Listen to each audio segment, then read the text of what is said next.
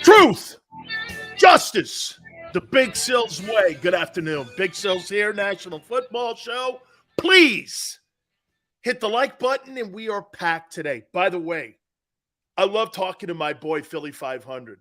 Hour number 2, 4:30 Eastern time. Be prepared. He loves the fact, and by the way, he said he wants to debate me a little bit on my takes on Jalen Hurts. So we will talk with him. That'll be at 4:30 Eastern time. I want to start before I get going here. Big Sills top 10 NFL teams. Big Sills MVP race. Big Sills quarterbacks heading into week 14, the rankings. And as I said, Philly 500, 4:30 Eastern time. Okay. I want to clarify something here about my take on Lamar Jackson. And some of you that have gone over to my Twitter page at Dan Sileo Show, he got hurt in the pocket. No, he didn't. That's where he was hurt, yes. But that's not why he was hurt. Once again, it's not where you're hurt on the field. It's the style of play, idiots. It's the style of play. Are you going to sit here on December 6th and try to tell me you don't think that a running quarterback has more wear on him? Where? Not where he was hurt, but wear on him than a drop-back quarterback.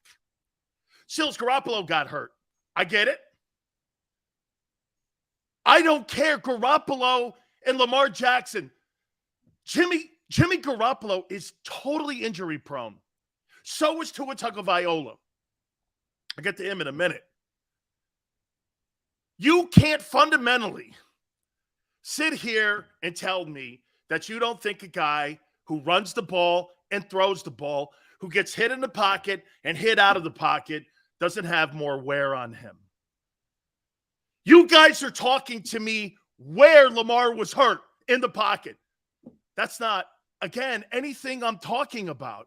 Once again, you guys don't see through the trees through the forest, or the forest through the you don't see it. This guy consistently gets banged up. You don't think that Jalen Hurts in 4 years from now is going to be like Lamar Jackson is, missing games and hurt? Why would you think that because he's smarter? I have to agree with that a little bit. But why in the world would you not think, with the same style of play? Remember something, Lamar led the NFL in touchdown passes. That Jalen's not going to be in the same position that Cam Newton and Lamar Jackson is in currently. Missing game. He's most likely going to miss a game this weekend against the Steelers. A PSL injury. Harbaugh came out, John, and said today it's most likely he won't play. Why are you thinking that Hurts is Superman when no player in the history of the NFL has been able to do what you want him to do? Jalen Hurts doesn't have a 10-year career. No one does. With that style of play, you're trying to tell me you think that Jalen in 5 years will not be suffering the same injuries that Vic, Cam, Colin Kaepernick, Lamar Jackson have all suffered? How dumb can you be to think that? It's the law of averages. By the way, he's already had a surgery last year. That's the beginning. That's the beginning. Jalen doesn't run the ball as much. Really? Prior to this last week, he ran the ball 30 times in 2 weeks. Not true. You guys keep touting that big, he's got, Sills, you got to put the rushing numbers. The more you see rushing numbers with Jalen Hurts, the more chance that guy gets his ass worn down, and he's Lamar Jackson. So you guys are under the premise right now that you believe in your soul that he's not going to have the same type of situation and the same type of issues that Lamar Jackson goes through. How idiotic can you be? I mean, honestly, he slides a lot. I give it to you. 215, I totally do. I think he's smarter. Hey, let me go here with you. If you don't think that kid in Buffalo is also going to be in that position, they've got to do everything in their power to fix that scenario up there in Buffalo, or he's going to be in the same position that Lamar Jackson is too. This is not something that's just a Jalen thing. That could be with Josh Allen. By the way, I would even say this more because I don't think Josh Allen is as smart as Jalen. But they got to fix that shit up there too also. Or that guy's not going to have a 10-year career. Okay, I mean it. I mean, listen. This is why Miles Sanders might be the most important player in the Eagle huddle. As long as you have that dynamic in the backfield, I'll tell you this: if you lose Miles Sanders this coming offseason and don't replace him with a viable replacement, Jalen Hurts will have issues moving forward after Miles Sanders is no longer an Eagle, because then he'll be asked to carry more of the weight, like Lamar is in Baltimore. You have got to make sure that O-line and that running game continues to prosper, or you're taking the health of your quarterback. Look, watch this. You guys say this to me. Oh, he squats 600 pounds. I don't give a shit if he squats 1,000 pounds. It's the NFL. It's the war of attrition. How many times do you hear that shit? I'm just saying, don't let Jalen Hurts go down the same highway that you're seeing Lamar Jackson go down in Baltimore. This guy has got a bag of money on the line. I'm going to tell you this. If I'm Lamar Jackson, why would I want to play in Baltimore next year? What do you have to offer me? Money? I could get that anywhere in the open market. He'll be able to get anyone to come up with $235 million, $230 million, $250, whatever it is. Anywhere. Miami, anywhere. Why would he stay in Baltimore? Your defense sucks. They haven't retooled the wide receiving core. The tight end is really good. Outside of that,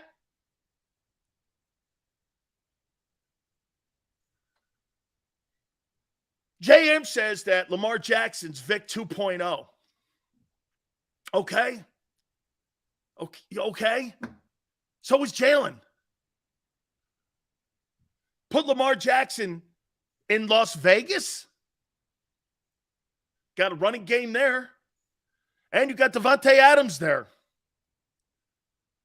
Lamar Jackson with the Raiders kind of makes sense to me. Right? Hurts passing gets better and better every week, Sills. You don't think we can work his way into being more of a traditional passer? No. Why would you want him to be, Sean? 1 week, a team has to prepare for 153 yards rushing. And then the next week, they have to prepare for 380 yards passing. Why would you make him one-dimensional? Don't you think Brady wishes that last night he could have took off running with that wide open space? Brady can't. Brady can't. Why would you take one of those parts of the game away from him? Why would you take that away? This is who these guys are. Lamar Jackson is exactly what he is and why he's in the league. Now, some would go, well, he did lead the NFL in passing touchdowns when he won the MVP. I get that. I totally understand that. But Jalen Hurts is going down the same road as Lamar is. And get this, history repeats itself. Now, I will put this asterisk out there. I think Jalen's smarter, and I say it again, he's smarter. I completely agree. He doesn't put his body in a... I'll tell you what, he plays the game a lot like Russell Wilson does. Russell Wilson never really takes head-on hits. And by the way, you don't really see big dudes hitting Jalen Hurts like you do seeing big guys hit Lamar. Big guys and linebackers hit Lamar Jackson. Linebackers really don't tag Jalen. It's more DBs, guys his size. He gets down for the big guys. He's smarter. There's no question about it. But when you watch Lamar Jackson missing games, this will be the third year in a row he'll miss games. You're going to pay a quarterback $250 million that's starting to get injury prone?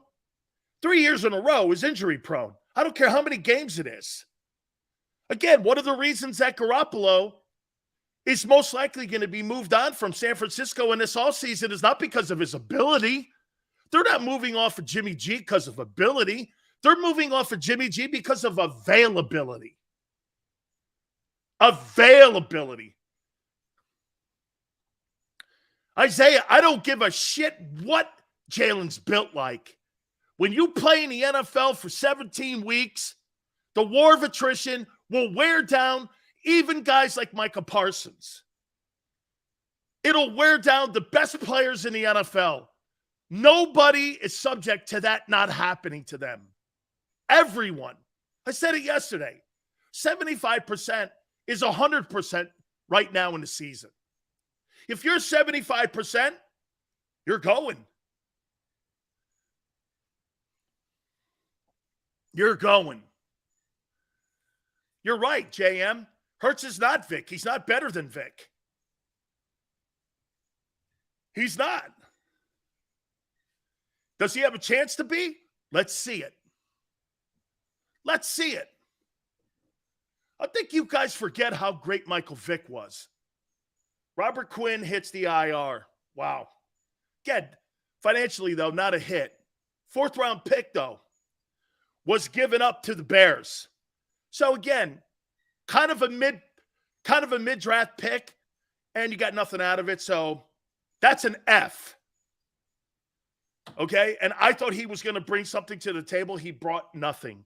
And he cost them a fourth-rounder. Okay, so at the end of the day, that was one of the very few moves that Howie made that failed. That failed. But here's this. Watch this. I don't kill him for it. You know why? Because you got a proactive general manager, and he's trying to go and push the chips in to try to win a Super Bowl. I have no problem with it. This guy sees it right now. It's in front of him. He sees the finish line. I'm talking Howie Roseman. He sees the finish line. 85, thank you very much. The Eagles could have 1,000. Never happen. Ever. You will not have 2 1,000-yard receivers. You will not. It's funny how a guy has one game and he's had really only 4 and 30. And you guys still think he's going to hit 1,000 yards, Devontae Smith. He's had 4 100-yard games in 30 games. 4. And he's going to start stringing these things together. How idiotic. One game. This is his second game of over 100 yards in 12 games, Devontae Smith. But yet, everyone's like, we'll have 2. Absolutely not. He's got 4 100-yard games in 29 NFL games. But all of a sudden now he's going to go on this stretch run of being able to have 1,000. My God almighty. Prisoner of the moment. That's what many of you are. Many of you become prisoners of the moment. And quite frankly, that's not how that offense works. 1 week they'll run it. 1 week they'll pass it. 1 week they'll run it. 1 week they'll pass it. You don't have a consistent passing game. Big Sills, do you think the Eagles will go after Roquan Swift if the Ravens don't re-sign him? No. I think they'll want to re-sign their own guys. Okay, I think they'll re-sign. I think they'll re-sign their own guys. Sills is forgetting that Goddard isn't out there. I'm not forgetting anything. Smith only needs 290 yards to clip 1K. Good luck. Hope it works out. Hope it works out for him. Hope it works out for him. I really do. He already has 700 yards with 5 to go. His second 100-yard game of the year. And you guys think that this guy here is a prolific, big money guy. Where do you see that? And getting to 1,000, I'll take Jamar Chase and Jalen Waddle any day. Any day. Those are big-time receivers. Let me get to the topics. Oh, before I do, can I ask you this? If you were Bryce Young and Will Anderson could be an Eagle. Okay? Why would you play in the Sugar Bowl for Alabama? No disrespect, Xander, but why would I play for Alabama? What's the point? I could either be the number 1 or number 2 player taken in the upcoming April draft. Be guaranteed $35 million. Why would I play in a stupid-ass Sugar Bowl for free? Why would I do that? We're not talking about a guy who's going to be the 20th pick or the 30th pick. We're talking about 2 guys that are going to go 1 and 2. Why in the world? And you know what? Quite frankly, Nick Saban should be telling those guys, don't do it. You should be acting more like John Calipari. Calipari tells his guys that are really great players at Kentucky, you got to go to the NBA. Okay? You're going to make all the money you need, and you're going to have generational wealth. You need to go to the NBA. Coming back to play at the SEC and try to win a national title is dumb. It's dumb. Will Anderson could go to the Eagles. Have a guaranteed contract of $30 million plus. Why in the world would I play at Alabama? I know too, man, it's hard for me to say this because I would love to play in the Sugar Bowl too. I've actually gone to a Sugar Bowl. It's a fun experience. But why in the world would I do that? Why in the world would I do that? Makes no sense. Final hit on my hit list here before we get to the topics. Tagovailoa. I'm done with that. Tua's hurt again. Questionable on he'll play this week. Why am I sitting here debating a guy who's constantly hurt? He's been hurt since Bama. Has there been a year in the last 4 years in Tagovailoa's career that he hasn't been hurt? Since Bama and that injury, Xander, was it Tennessee that he got hurt? Or LSU? I forget. It was either Tennessee or LSU he got hurt where he hurt his knee and his ankle. Since that game, he's never been healthy. He's never been healthy for a full season. Can you build a championship team around a guy who's a concussion away from retirement and is made of balsa wood?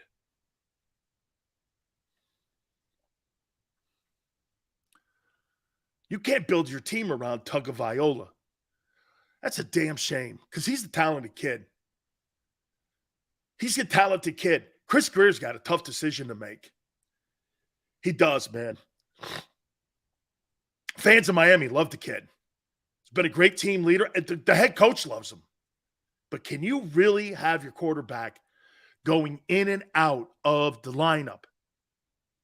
Philly goes, Tua could be in the Super Bowl this year. Yeah, I know. That's what makes it crazy. But he could also be on the IR for the rest of the year. And I'm not saying with this ankle injury that he has now, but they're talking about him potentially missing time again. I don't see it. I don't know how you build your team. I don't know how you build your team around a guy who you're not sure is going to be there every week. Okay? I just don't see it. Okay. Let me ask you this here about Jalen Hurts and the Eagles in general and the coaching staff. You think they have enough experience, playoff experience, to carry them to a Super Bowl championship? How many guys are left on the team from 2017? She had hardly anybody on defense. Fletcher, Brandon Graham. 2 or 3 guys on defense. Guys on offense, Kelsey, Lane. That's it. That's it. Jake Elliott. I think you need a good place kicker in the postseason. That's Tom Brady. I think that's important, having Jake Elliott in the postseason, especially with this team. Because remember something about Tom Brady. Tom Brady, he needed special teams to win Super Bowls early in his career until he saw the game. By the way, Brady was magic last night. And you really want to see Tom Brady in the playoffs? Do you? Eagle fans. You want to see that guy? What you saw last night in the playoffs? We'll beat Tom Brady. You haven't. And right now it's wishful thinking.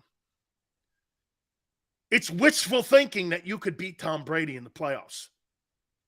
Wishful thinking. Once again, precedent is set. They beat the pants off you in January. Different team. Tom Brady's got a different team right now. His entire O-line's out. You got one guy standing left. One guy. And you want Jonathan Gannon going against Tom Brady? Really? You're going to play a soft-ass zone against Tom Brady? Really? I want to see that. My money's on TB12.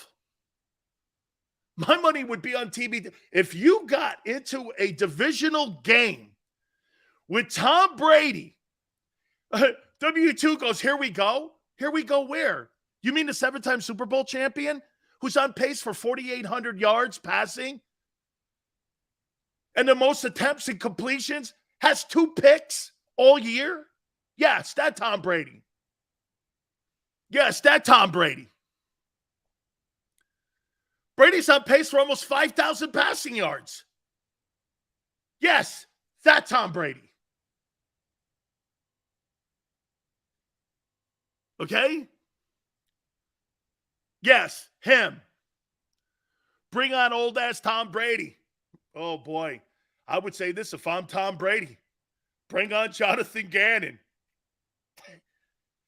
The greatness of Jonathan Gannon. T-Car, I do think the Bucs are going to face the Eagles in the divisional round. That's who I do think they'll play. Okay? Now, if a wild card team wins,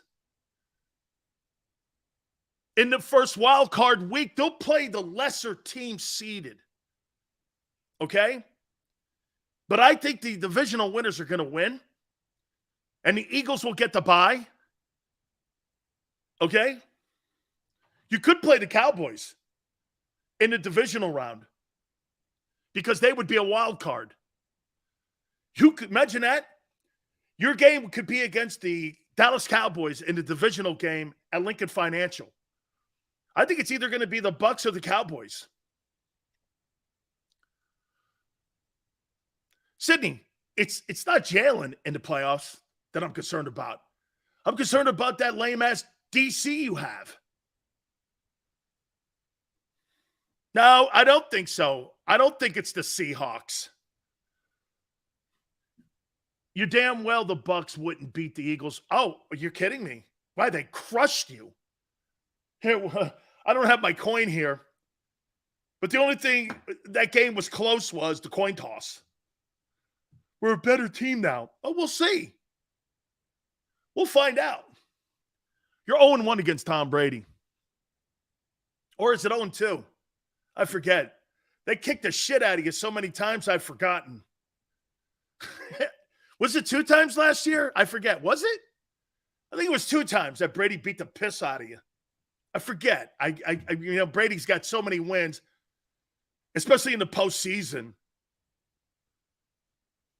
When the Eagles were 6-0, we ain't playing nobody. 41-33. Oh, okay. Yeah. Eagles are so dangerous. They are. Last year, Big Sills. I'm not hating on anything. I think the Eagles are playing great. I think they're playing great. So you think you have enough game experience to get into the postseason? I was asked this question. I don't think that's going to be a problem. I think that ass beating you took by the Bucs, I think that helped you. You learn more from defeat than you do success, I think. And I think the Eagles learned a lot from that Bucs game. Do I think that Bucs game would be completely different this time around with this Jalen Hurts versus that Jalen Hurts? I do. I still think am I right, Xander, when I say this? Of all the people in the playoffs you don't want to face, do you want to face a 7-time Super Bowl guy who's still playing good football? Is Brady 25 years ago? No, but he's going to throw for 5,000 yards this year. It's not like this guy sucks. He's got 2 picks. How about this? Brady's got less picks than what Jalen does. You're making Brady sound like he sucks. His team is a mass unit around him.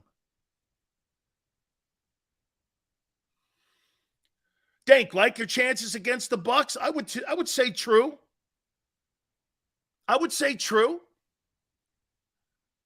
It's not Brady. It's not Brady. Here. It's not Brady. It's the team around him. And he's still carrying them right now to first place in the division.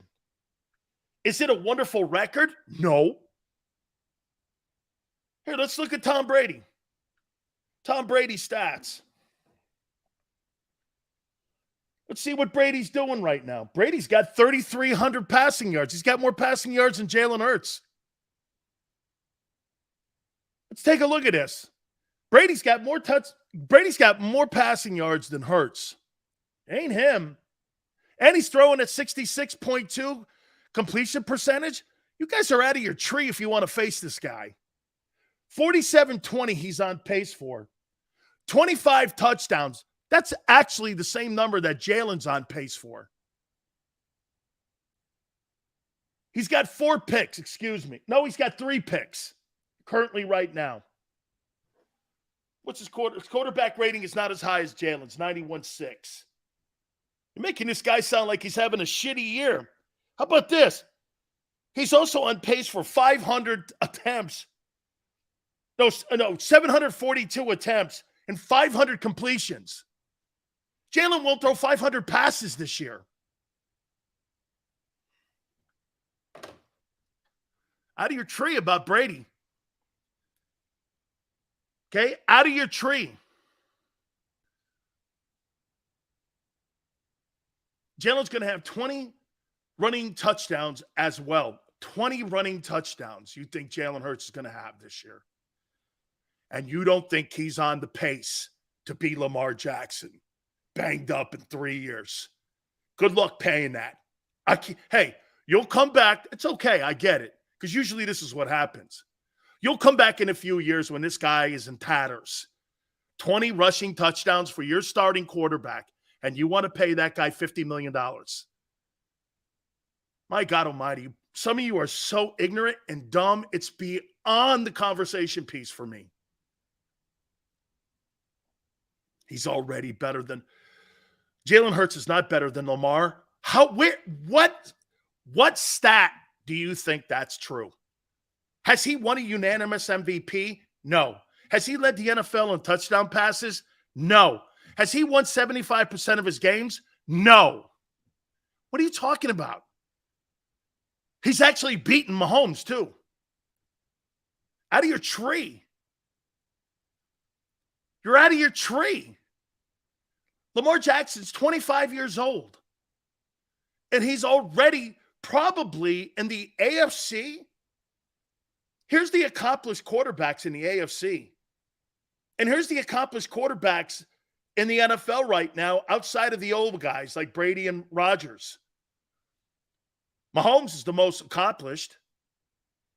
I would say that Burrow won an AFC championship in a year and a half being in the league.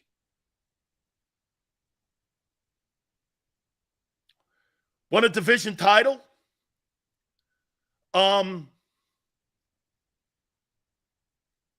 Probably Lamar second. Lamar's unanimous most valuable player. Only Peyton Manning has done that. Your guy's not winning the MVP. We're going to get into that here in a minute.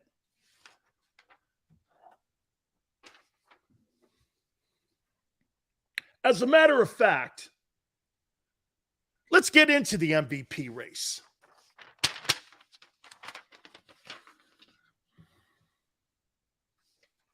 Let's get into the MVP race. And we'll talk about every one of these. As you know, I have a vote. I have a vote. Okay? Hurts has more wins than who? How does he have more wins than Lamar Jackson? He's been in the league longer.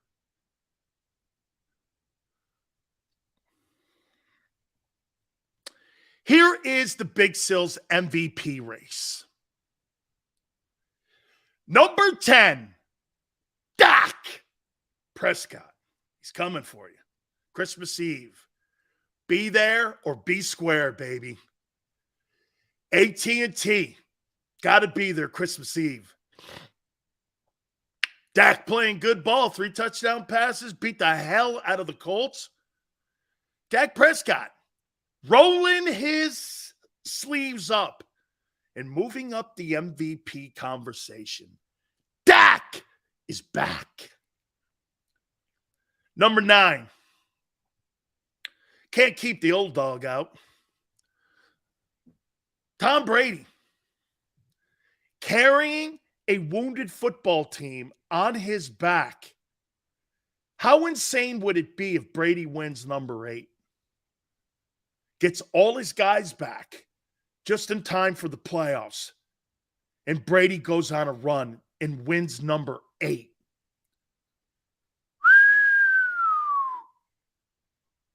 Can you see it? I sure can, because I've seen it for 22 years. Here's one of the most amazing stats about Tom Brady. Tom Brady has been to so many Super Bowls. Every other year that he's been the starting quarterback, Brady's been to a Super Bowl. You're never going to see that again in pro football history. Guy play that long, at that high level, and be that accomplished. He will be the GOAT of GOATs. Nobody will ever put on a football uniform again and do the things that Brady did at that position, the most important position in the NFL. Nobody. You look at Brady and you should really look at Tom Brady right now and go like this. I was in the era of Brady and I got to watch him just like you got a chance to watch Michael Jordan. What a great football player. Unreal. Tom Brady, what a career. Brady's like Babe Ruth? Yeah. One thing about Babe Ruth, Manster, you want to hear something about Babe Ruth? Do you know there's actually only 14 minutes of actual game played video of Babe Ruth? And we still talk about Babe Ruth 85 years after his last game. You want to know impact? We didn't have television. We didn't have social media. My daughter knows who Babe Ruth is. Think about that. My daughter has no idea who Mike Schmidt is, but she knows who Babe Ruth is. 85 years after his last ball game, with the Boston Braves, Babe Ruth is still remembered. Always remember that. Always remember that. 14 actual minutes of game film of him. There's not a lot of it. We go by the record books and the fact that he was the greatest player of all time. 100 wins as a pitcher, 700 home runs. Unreal. Shohei Ohtani, what he's doing, that's why Shohei Ohtani is my favorite ball player right now in baseball. Love him.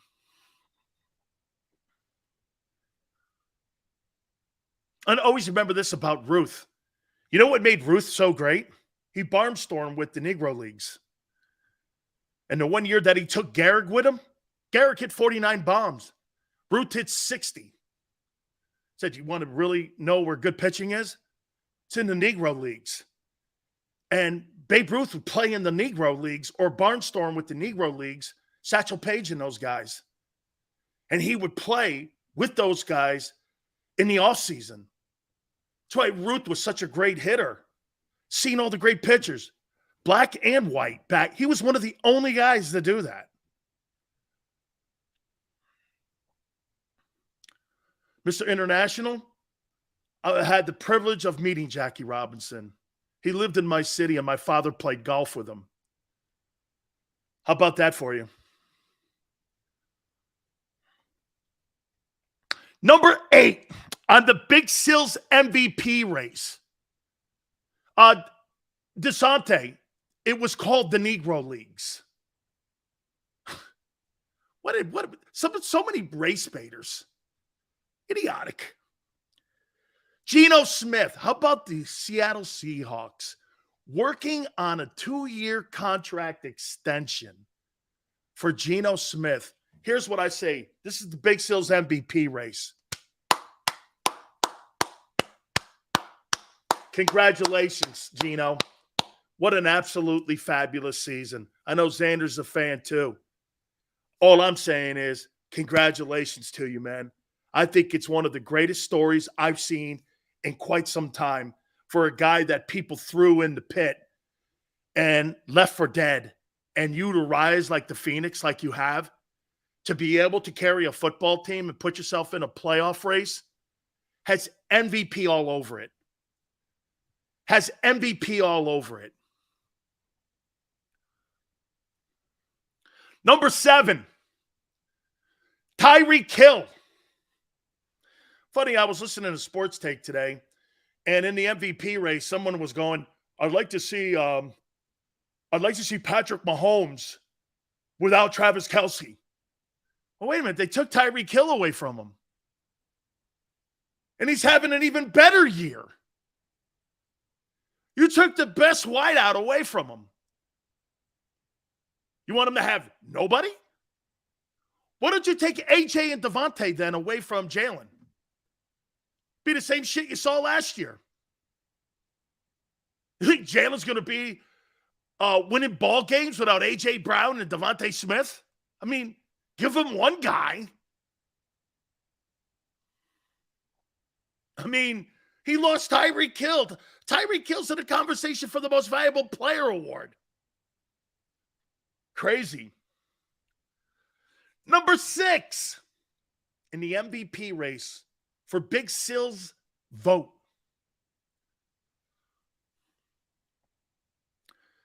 The greatness of Josh Allen. Sileo, he's a turnover machine. Yeah, and his team's number 1 in the AFC playoff race right now. Unbelievable. His greatness is so on display that his team would get the bye if the playoffs were today. How could he be a turnover machine and have the number 1 team in the AFC? How can it be? Because he's great. That's how. Because he's great. How you doing? Look at Josh Allen, baby. Josh Allen's greatness is on display. Every time, when you watch Josh Allen play and you watch Jalen Hurts, I will give you this. That's a pretty damn good performance against the Titans. That's a good football team. But when you watch Josh Allen play, man, It's night and day, right? Josh Allen is such a better player than Jalen. However, he's not quite having the year Jalen's having. Number 4, got to put Tua in there. I think he's dropped a little bit. Performance against the Dolphins wasn't very good. There is nobody on the planet of football that would take Jalen Hurts over Josh Allen. Nobody. Nobody with any football sense would say, give me Jalen over Josh Allen. No, you wouldn't take Jalen Hurts over Justin Herbert. I'll take the throwing guy. You have the running guy. It's okay. It's a preference deal. I'll take the guy with the Chargers. And then we'll see what he does with Sean Payton's the head coach. Number 3, and massively coming up the list, Joey B. Joey B. Joey B. The reigning AFC conference champion, Joe Burrow. What's Joe Burrow's numbers, man? What's he like? Let's see what Joe Burrow's on pace for. Let's see what this legend is already on. Joe Burrow stats. Let's take a look at Joey B. Joe Burrow, 4,982, 37 touchdowns, 70 completion percentage, higher than your boy. 104.7. Damn, look at this kid, man. And he was 0-2 out of the gate. That's quarterback. Now we get down to the MVPs, 1 and 2. To recap, Big Sil's MVP vote is on the line. We're getting closer to the finish line. Dak 10, Brady 9, Gino 8, Tyreek Hill 7, Kirk Cousins 6, Josh Allen 5, Tua 4, Joey B is 3. Now your top 2 in the MVP race.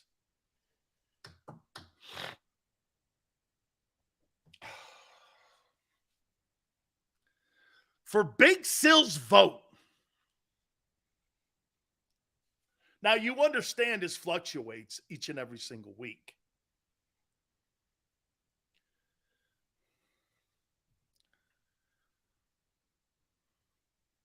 You know, I've always done this. I vote on every single award, college and pro, and I've always done this. I never put my emotions in the way of somebody's performance. Because I got screwed over for a couple awards when I was in college, and I said if I was ever in that position, I would never screw somebody over, especially if given a vote. And I have, and I'm very thankful that the NFL alumni give me this vote. Okay, for the NFL Honors Show, I get one of the votes.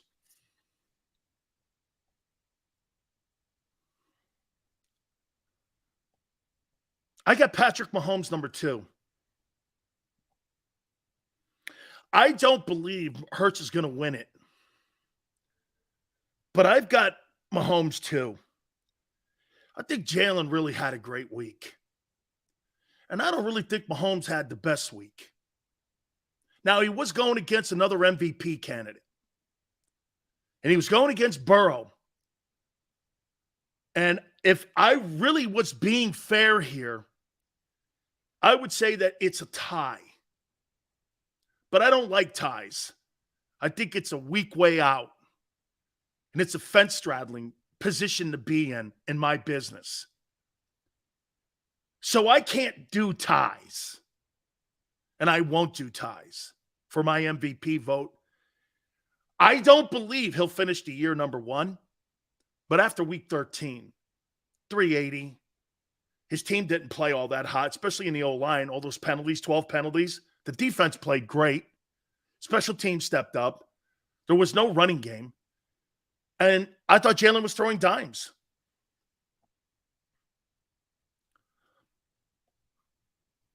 I got Mahomes 2 and Hurts 1. Did I want to? Would I pick Jalen as my no. But I have to be fair. Dak 10, Brady 9, Geno Smith 8, Tyreek Hill 7. This is heading into week 14 only. He doesn't get my vote right now. Kirk Cousins 6, Josh Allen 5, Tua 4, Joey B 3, Mahomes 2, Hurts 1.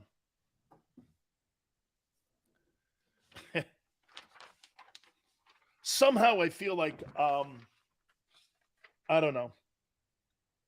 I can't screw a guy out of a vote. If it could be a deciding vote for him, I can't. I won't. I just won't do that. I can't do that.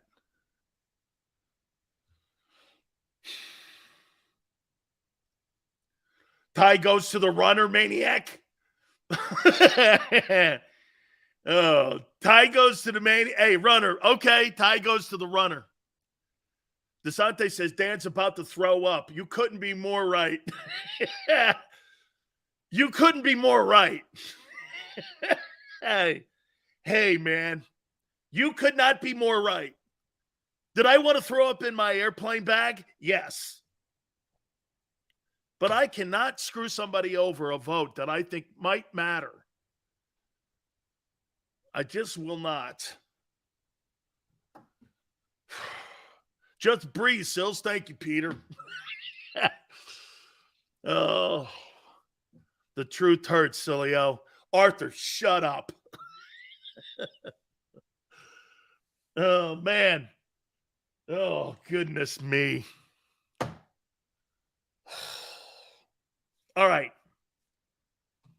Let's do this one now. Good grief.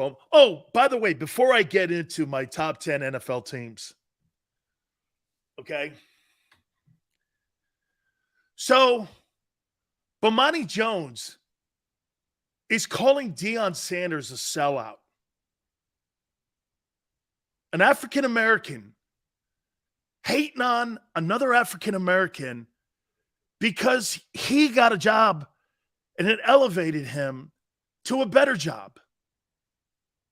Bomani Jones, who I hate with all my passion, thinks that Deion should have stayed at the HBCU program because, I don't know why, because they're black? So Deion shouldn't take an advancement like every other white coach? Deion's going to do more for African-American hires and assistant coaches at Colorado than he could have ever done at an HBCU school. He could be the next Dennis Green, giving opportunities to guys like Tony Dungy and Mike Tomlin and Lovie Smith. Don't you want that? What an absolute asshat to shit on Deion Sanders. Deion doesn't need the job. He's got a lifetime contract with Nike. He doesn't need it. He wants to do it. That guy thought that Deion was going to stay at the black college because they're black. You got an opportunity to make an impact in people's lives now, even bigger. Look, Deion did so much for the Dude, I love the HBCU schools. Go on my Twitter page. Bethune-Cookman and Florida A&M are dear friends of mine. I love those programs. The Orange Blossom Parade that they have in Orlando is legend. I've actually been in that thing. It's one of the great events. If you've never seen it, and if you've never seen the Rattlers band, you're missing out. USC's got a great band, but Florida A&M's got a sensational band. Howard sucks. Must have roots to HBCU because I love those programs. Nate Newton played at A&M. I just love the HBCU programs. There's so many great legendary players. My friend Doug Williams, who's been on our program, played at Grambling, coached at Grambling. I just love those. But Dion, congratulations to you, man. Congratulations to you. Bomani's on CNN race baiting. Perfect network for it. Perfect network. Now, what Bomani's trying to do, he's trying to turn Dion into a liberal or a conservative coach and like a carpetbagger. When Bomani Jones is the carpetbagger, he's a horrible human. I hate that man. And my aunt doesn't like that word, but that guy has said some awful things about me, and he doesn't know me from a can of paint. Can't stand that guy. You know what I should probably do during this holiday time? I should probably reel that back in and go, hey, man, may God guide you. I should probably I'm going to reel that back in. And you know what I'm going to say? I'm going to send prayers to him instead. Hey, you know what, dude? I hope God's in your life. Okay, it's the holidays. Unbelievable. Top 10 NFL teams. I think you're going to be pretty shocked here where we are. Dak, America's quarterback. Nick, I like that. He is. Sean. Okay, thank you. Hey, Bruce, thank you. You know what, Bruce? My aunt's right. I shouldn't use the word hate. I should use the word God. God bless you, dude. You'll need it. Okay?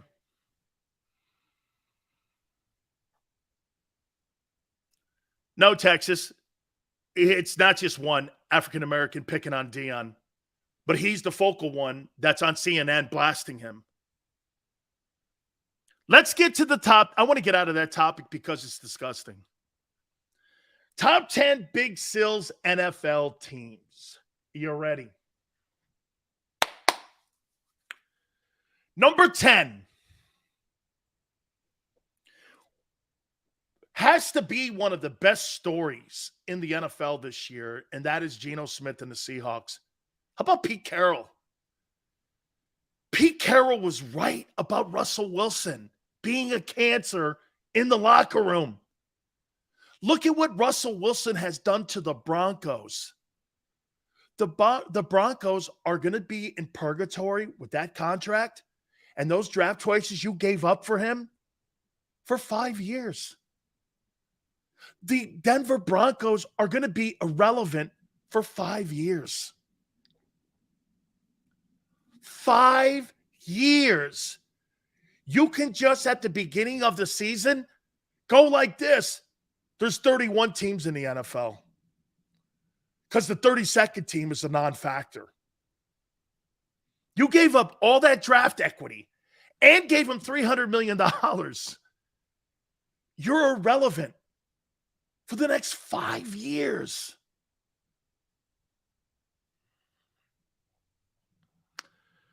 Number 9.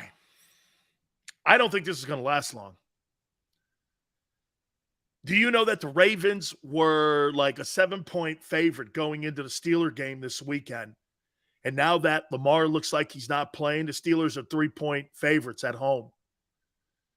I think the Ravens, there will be a question whether or not they make the playoffs. They may finish second in their division. I'm not sure that's going to be good enough. But going into week 14, I got the Ravens at 9. Number 8. Dolphins got destroyed by the greatness of the 49ers.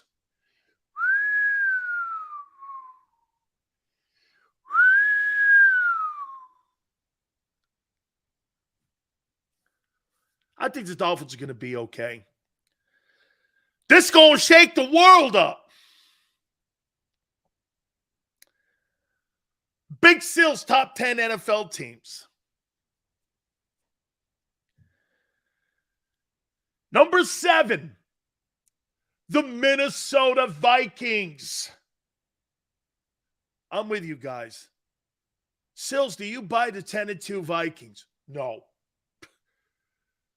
Why don't you buy the 10-2 Vikings? Because every time they're in a big game, they get waxed. They get waxed.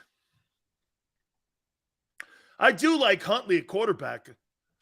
I think the game is going to be very competitive. I like the kid Huntley. Top 10 Big Sills NFL teams at number 6. Joey B and his Bengals. They beat the Chiefs. Man, Joey B is coming on, boy. He looks good. That's a quarterback. That's my quarterback. Man, Joey B, man, it's got Joe Namath in him and Tom Brady in him. If you were going to draft one quarterback today in the NFL, it's Mahomes or Burrow or Allen. It's those 3 dudes. If you had to pick a quarterback between Mahomes, Allen, or Burrow, who would it be? Between them 3 superstars. Your boy Hurts is not in that group, by the way. He's not in that group. Don't kid yourself. He ain't in that group. Not happening. Allen runs way too much and way too reckless. Take Mahomes. And it's funny, Joey B just beat Mahomes. How you doing? Joey B. Joey B just beat Mahomes. Xander, last week. Joey B. That dude's good, man. Those 3 best quarterbacks, Allen, Mahomes, and Joey B. Loved me some Joey B. Here we now in the top 5.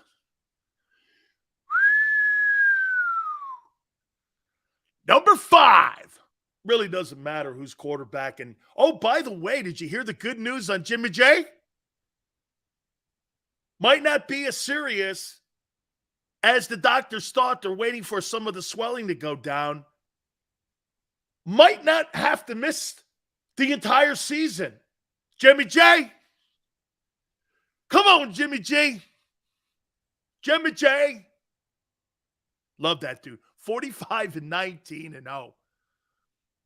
Beat the pants off Jalen last year. Knocked out Dak. Knocked out. Did he make it to a conference championship game last year? Of course he did. Why wouldn't he? Jimmy J. Love Jimmy G. Number 4, Big Sills. Top 10 NFL teams. I've got the Kansas City Chiefs here. Now the top 3.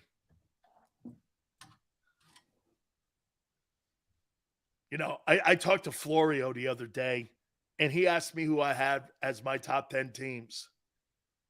And he was pretty shocked. Number 3, the Buffalo Bills are number 3. And now the top 2 teams in the NFL. At number 2,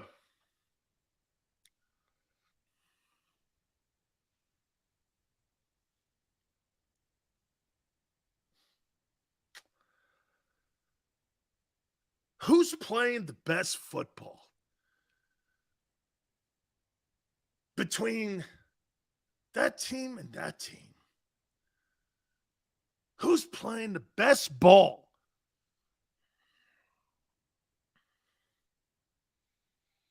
At number 2,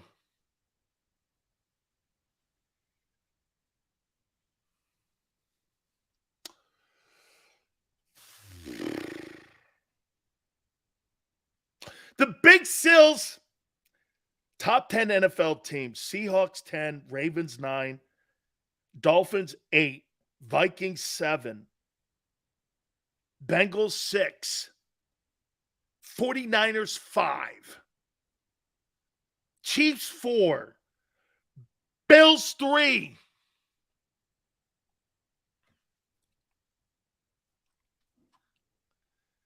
At number 2,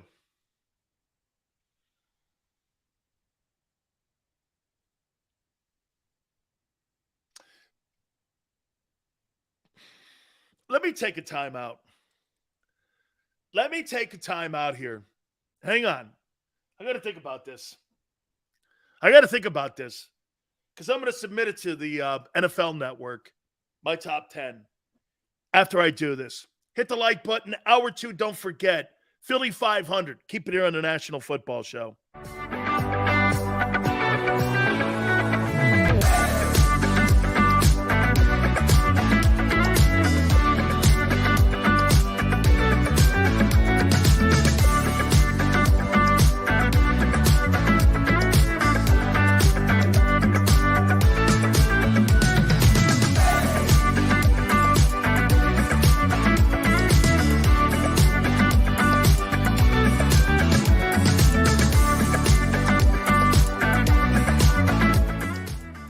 At Pond Lehocky, we've recovered billions of dollars for our clients, and we're confident we can do the same for you.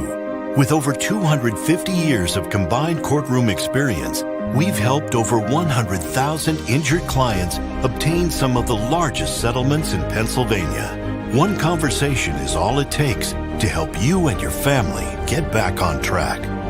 If you've been injured in an accident, give Pond Lehocky a call.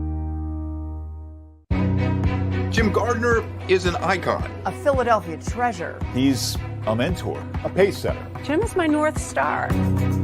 He's trusted, revered. Appreciated. He is Action News. He's compassionate. Honest. And fair. He is extremely dedicated, motivated, and always seeking the truth. He's also funny.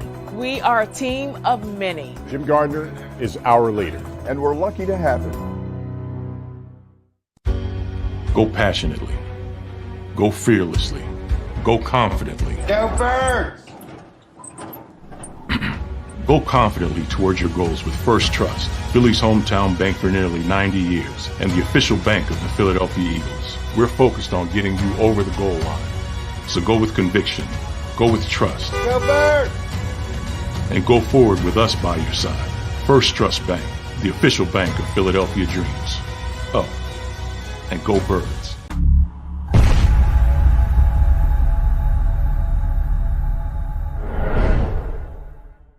We all know that taxes are just part of life. It's true during our working years, but also in retirement. But what you might not know is up to 85% of your Social Security benefits might be taxed. Our team at Thrive Financial has helped retire thousands of people across the Delaware Valley by asking questions they never knew they needed to ask, including how their Social Security benefits might be taxed. It's time to be proactive on taxes. Get your Thrive Retirement Tax Playbook today.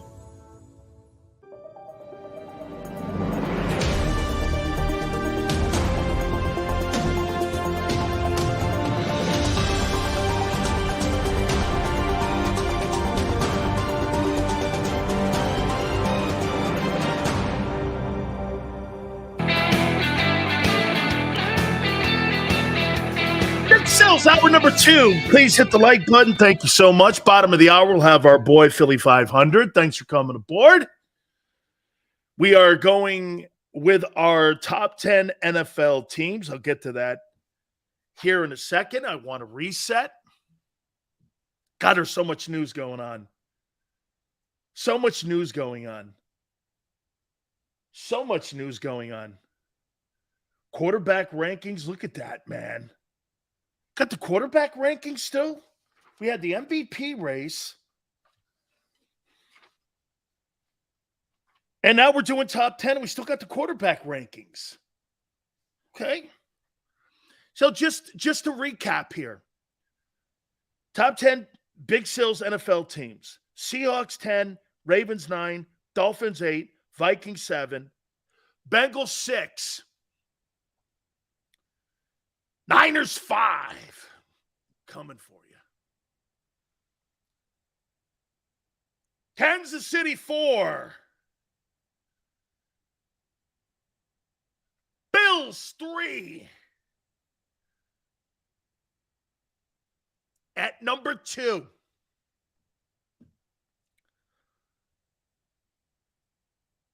The Dallas Cowboys are number 2. I think the Cowboys are playing better football than the Eagles since you played them last. Last week, this last Sunday, was your best game you've played since the Minnesota game. Rest of them. However, Dallas Cowboys in critical football games versus the Eagles since 2000 in critical football games, I'm sorry, but I'm not giving Dallas shit until you show me something. The Eagles have been the most dominant team since 2000 in the NFC East. You could make the argument that the Giants have more Super Bowls since 2000, but the Eagles have more playoff wins, more NFC Conference Championship appearances. The Cowboys don't have one. I can't go like this with Dallas, right? Can we do this? Shows Dallas is playing great. Yeah. Dak's playing great. Right. Yeah. Dallas in big games. I don't know.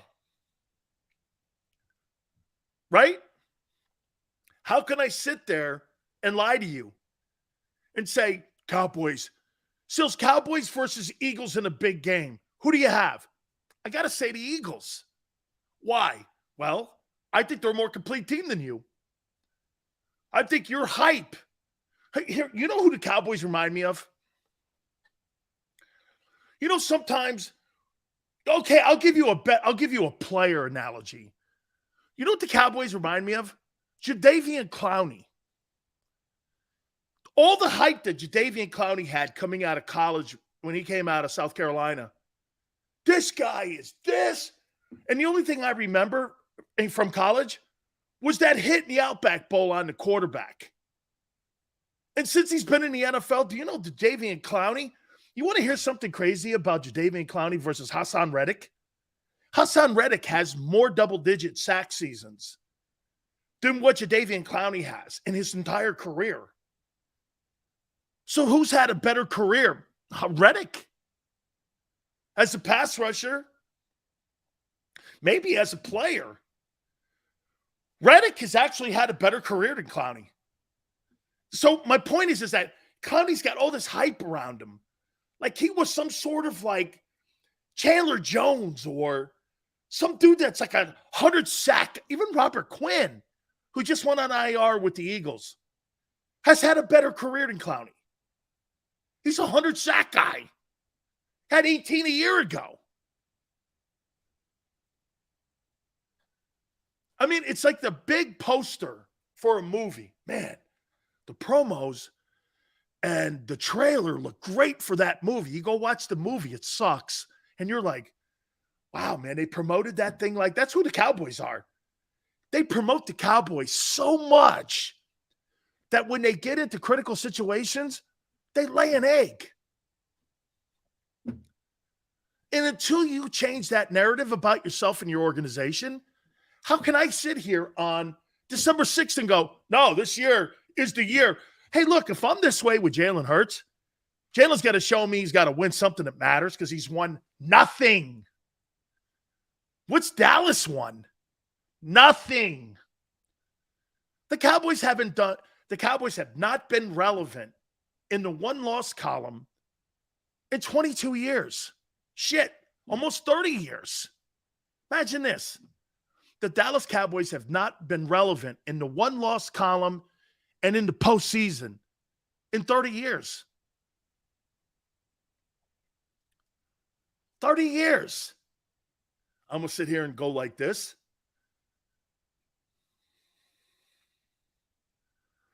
I mean, KC goes, Dallas has a huge propaganda machine. KC, Well, Casey, it's evident. Troy Aikman is on Monday Night Football, correct? Right? Tony Romo's on CBS, correct? Moose Johnson is in the number 2 hole for the broadcast team for Fox, correct? Michael Irvin's on the NFL Network, correct? Sunday Night Football, Jason Garrett is on the desk with Dungy. What do you think is going to get promoted? Jerry Jones has all of his guys in every single media position. You want to know why the Eagles don't get covered? What Eagle is in a position to tout the 11-1 season you're having? Who? Is there anybody that played in Philly that's on the national landscape? Name me one. I see Shady McCoy on some Fox show sometimes. But outside of that, who? Vic, occasionally. He'll be on The Herd. The rest of them dudes are all Cowboy guys or Southern Cal guys. Dawkins, where? What show is that? I missed that. Brian Dawkins is on a national show? Where? Acho. I forgot he played in Philly. What, did he really play? Or was he holding ice on the sidelines?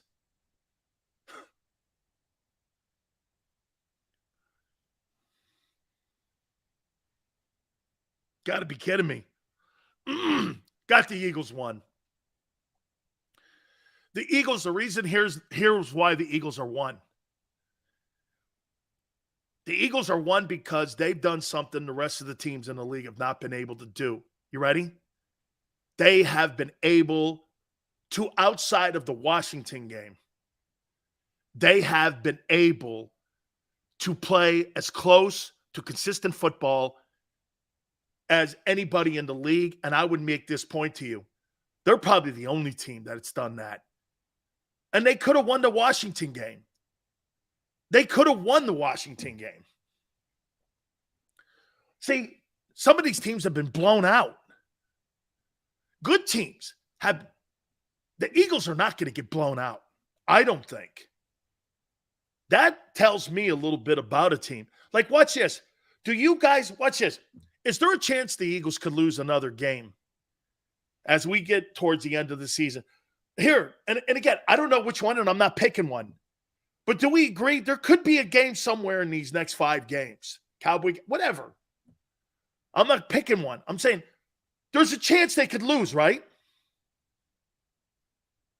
There's a chance they could lose. Do you think there's a chance the Eagles could get blown out in these next 5 weeks? That I don't think. Sean, but do you agree with me, Sean? I don't think they're going to get blown out. I don't think there's anybody. And by the way, I don't think they'll get blown out in the postseason if they do lose, hypothetically. Like, it doesn't look like this team is set up to get blown out. We've seen the Bills, the Chiefs. We've seen the Vikings, the Cowboys, the Bucks all get killed. But I don't see the Eagles getting killed. Like, watch this. Would you be more shocked if I said this? Well, the Giants won 27-26. Or would you be more shocked with this? The Giants shut out the Eagles 27-0. I would be floored on the ladder. Floored. Like, the Eagles don't look like they're set up to get killed. You know what I'm saying? I mean, and by the way, and I'm not saying that I don't believe the Giants can beat them. I'm just saying that I don't see the Eagles getting killed. I think they're going to be here, which makes it even more, if you really think about it, the Eagles are, as a team, you're going to have to play 60 minutes against them to beat them. You know how sometimes, man, I mean, some teams just sit around. You're gonna have to play 60 minutes to beat that. To beat that team. That's gonna be a hard one. I mean, put up 30 points on them and shut them down completely. I don't know, I don't know. I don't see where people. Hey, by the way, I don't have any milk carton Eagle guys this week. I don't have. I could the Bills get killed?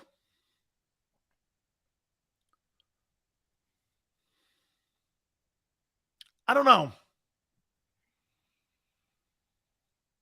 I don't think. Yeah, it's a good one, JM. I don't know, because the quarterback can throw him back into ball games.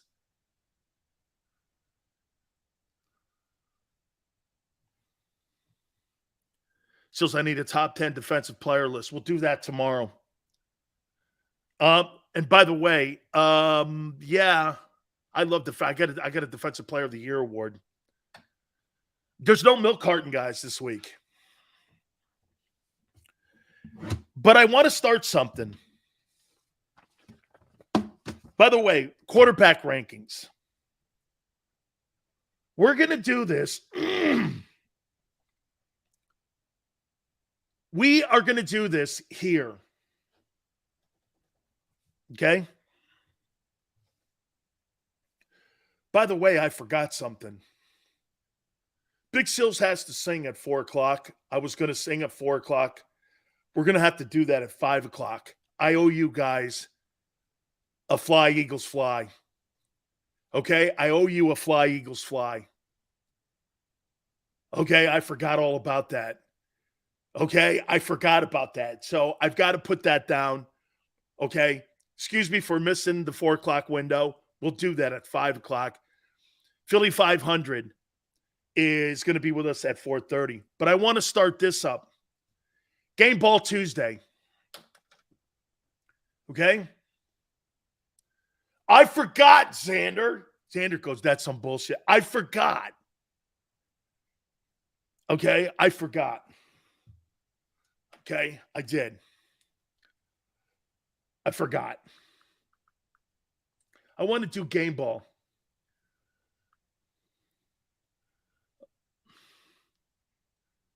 Get that voice going. Xander's like, that's BS, dude. That's BS. That's BS.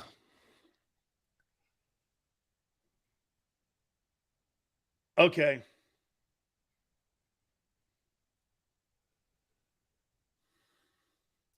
Should I do it now? Should I do it now? Should I do it now?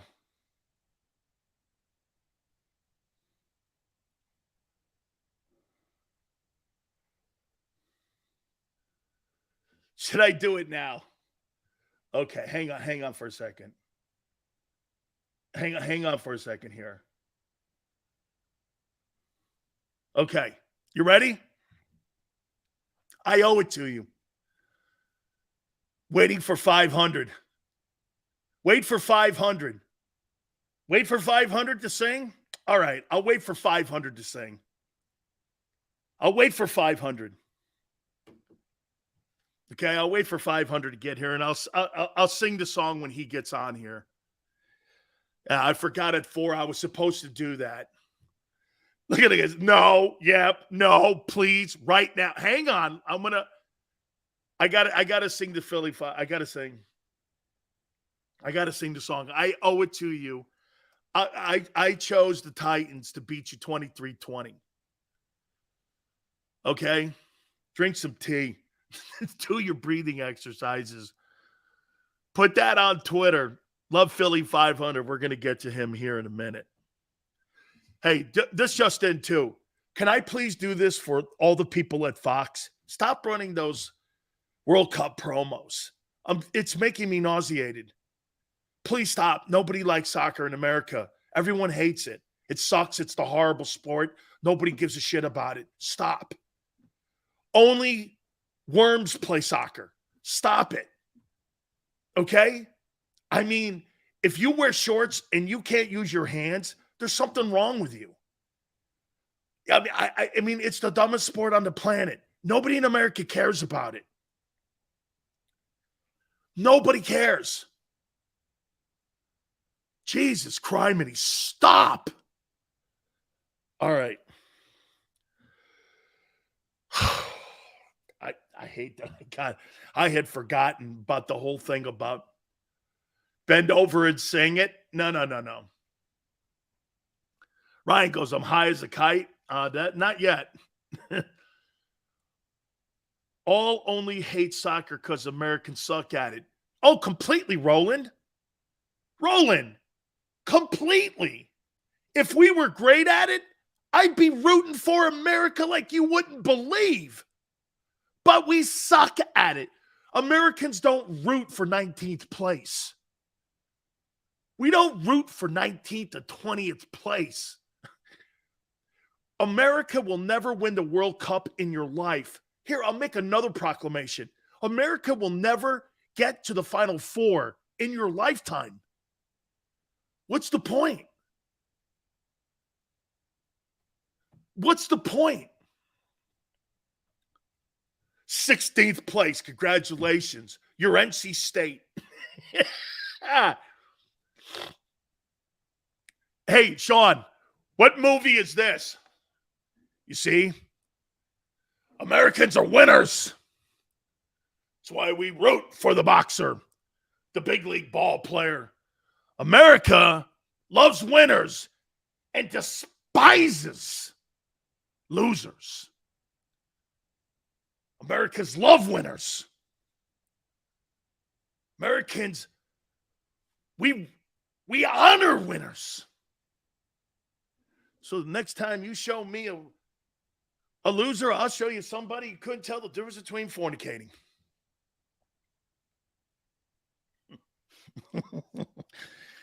I love Patton. Only worms play soccer. Dan Sileo. Thank you, Steve. That's a quote. Where would we even put the World Cup? In Palookaville. Philly, going to a sporting event. I'm not talking about going to a sporting event. I'm sure it's a fun time. Sporting events, traditionally, organizations put on a good time. Watching guys kick a ball around for 80 minutes? Dude, I'd rather watch beach volleyball. I'd rather watch beach volleyball than World Cup soccer. Okay? Just seriously, give me beach volleyball. Dudes and chicks. If you pick Cowboys, when you lose, you got to sing with the Eagles bird hat. I don't know if I'll be picking the Cowboys. Hey, Cowboys get Odell Beckham. Does that change the landscape for the Dallas Cowboys? Michael Parsons was recruiting him last night. You see Dak not show up to the Mavericks game with the whole crew, and Diggs took him around. Why do you think that was? You know why? Dak didn't want to piss off CeeDee Lamb. CeeDee Lamb's a dude. Beckham's not even on the team yet. Pretty smartly done by the Cowboys. Why would Dak be out recruiting him and try to make CeeDee Lamb look lesser? CeeDee Lamb's his number one go-to guy. Beckham's not going to be the number one guy. You don't even know what he's going to be like coming off that knee injury. You'd be taking a pretty good gamble to sit there and roll out the entire carpet. By the way, they're negotiating now, so Jerry's not going to do and roll out the carpet and say, yeah, I'll sign you for whatever you want. Okay? Jimmy G won't need surgery. There you go! Jimmy G! Yeah! My boy's okay. Thank you. My boy Jimmy G won't need surgery. That is unbelievable good news. He'll be back just in time for the Eagle NFC Championship game. Wow, yeah! Jimmy J, back for the playoff run. How about this story? Guy kicked to the curb. Trey Lance took his job. What? Didn't earn it. Guy goes on a winning streak with the Niners. Gets hurt. Comes back, wins the Super Bowl. Then gets to pick his team. Shit. How you doing? Look at my boy. Oh, Shakir, after they just dismantled the Dolphins, Niners are making it. Niners have the best defense in the National Football League. How you doing? Niners have the bet. Your defense is not better than San Francisco. You don't have better linebackers and you don't have better defensive linemen. You probably have better corners. I would say that the Eagles have better corners. Okay? I would. I'd say you got better corners. But outside of that, your defense not better than the San Francisco 40. Oh, Hassan Reddick is a better pass rusher than Nick Bosa. You think Lane Johnson's a better offensive tackle than Trent Williams? He can't be. One's a right tackle, one's a left tackle. Trent Williams makes $24 million a year, and he's the best left tackle in the game. There's a reason you play right tackle versus left tackle. You protect the quarterback's blind side. And they run the ball at him. How you doing? How you doing? Yeah, but you know what I would say, even though I do say that the 49ers team, even though I would say the 49ers probably have the better D, the Eagles have the better overall roster. They do. My boy Philly 500, man. He showed up. Let's bring him on here. I forgot to do this at 4 o'clock, so I got to do this here, and I thought I would do it in your presence here. You ready? What do you mean? To Philadelphia and to Eagle fans, I got to sing Fly. So Eagles, you mean Fly. I get to come on Dan Sileo show and you're going to serenade me? I'm going to serenade you right now because I'm supposed to do it at 4 o'clock. I feel like this is Christmas caroling. I can't hide nowhere or nothing. I got to do it because only twice have I picked against the Eagles this year. Mm-mm. And I did that with Minnesota, so bear with me here for a couple seconds. You can give me a grade if you want on this thing here, too. Let me listen. 3, 2, 1. Fly, Eagles, fly on the road to victory. Fight, Eagles, fight. Score a touchdown, 1, 2, 3. Hit them high, hit them low, and watch our Eagles fly. Fly, Eagles, fly on the road to victory. E-A-G-L-E-S. Eagles. I love it. Don't quit your day job, but I love it. Obviously not there, too. Actually, it was so good, I'm thinking maybe I should get you on my Christmas album. That's what I do. I'll tell you what, man. I might get distracted like the O-line did in that game this past Sunday. With the okay, look. You know where I'm at right now. Let me get your thoughts. Eagles 11-1. Give me your take. Best team in the NFL. Not even close. Can beat you through running the ball. They can beat you passing the ball. They most complete team, I think, in the NFL right now. I think you have to give it to them. I mean, at what point is an 11-1 team going to get some respect? That's what I want to know, because this is a team that every week from week 1, there's been excuses. Well, they haven't done this or they can't do this. And for weeks we heard that the Titans were the matchup. The Titans were the team that the Eagles would not match up well with. And they destroyed them.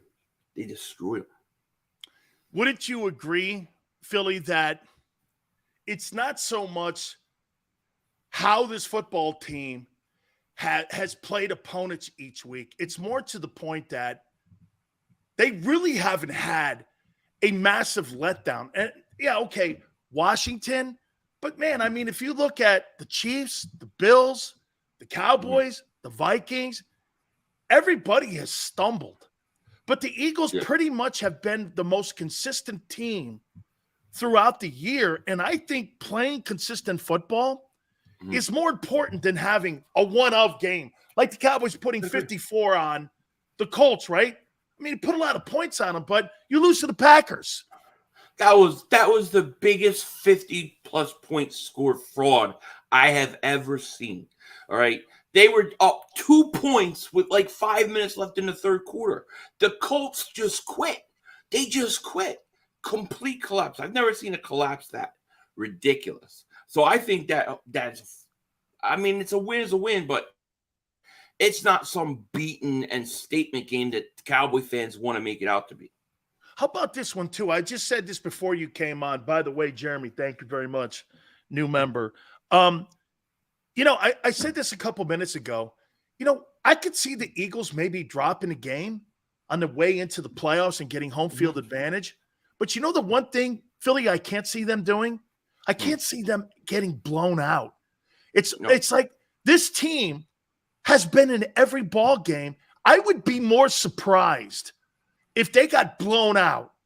They're like, watch this. Giants beat them 27-26. And by the way, I'm not picking them to beat the Giants to beat them because I don't think they have enough offense to beat them. However, you're like this divisional opponent. The Giants always play the Eagles hard. But I would be shocked with this 27-0 Giants. You know what I'm saying? Yeah, that would be shocking. You know, that would be shocking. I always expect when you play the Giants, you play division rivals, you could always throw those records out the window.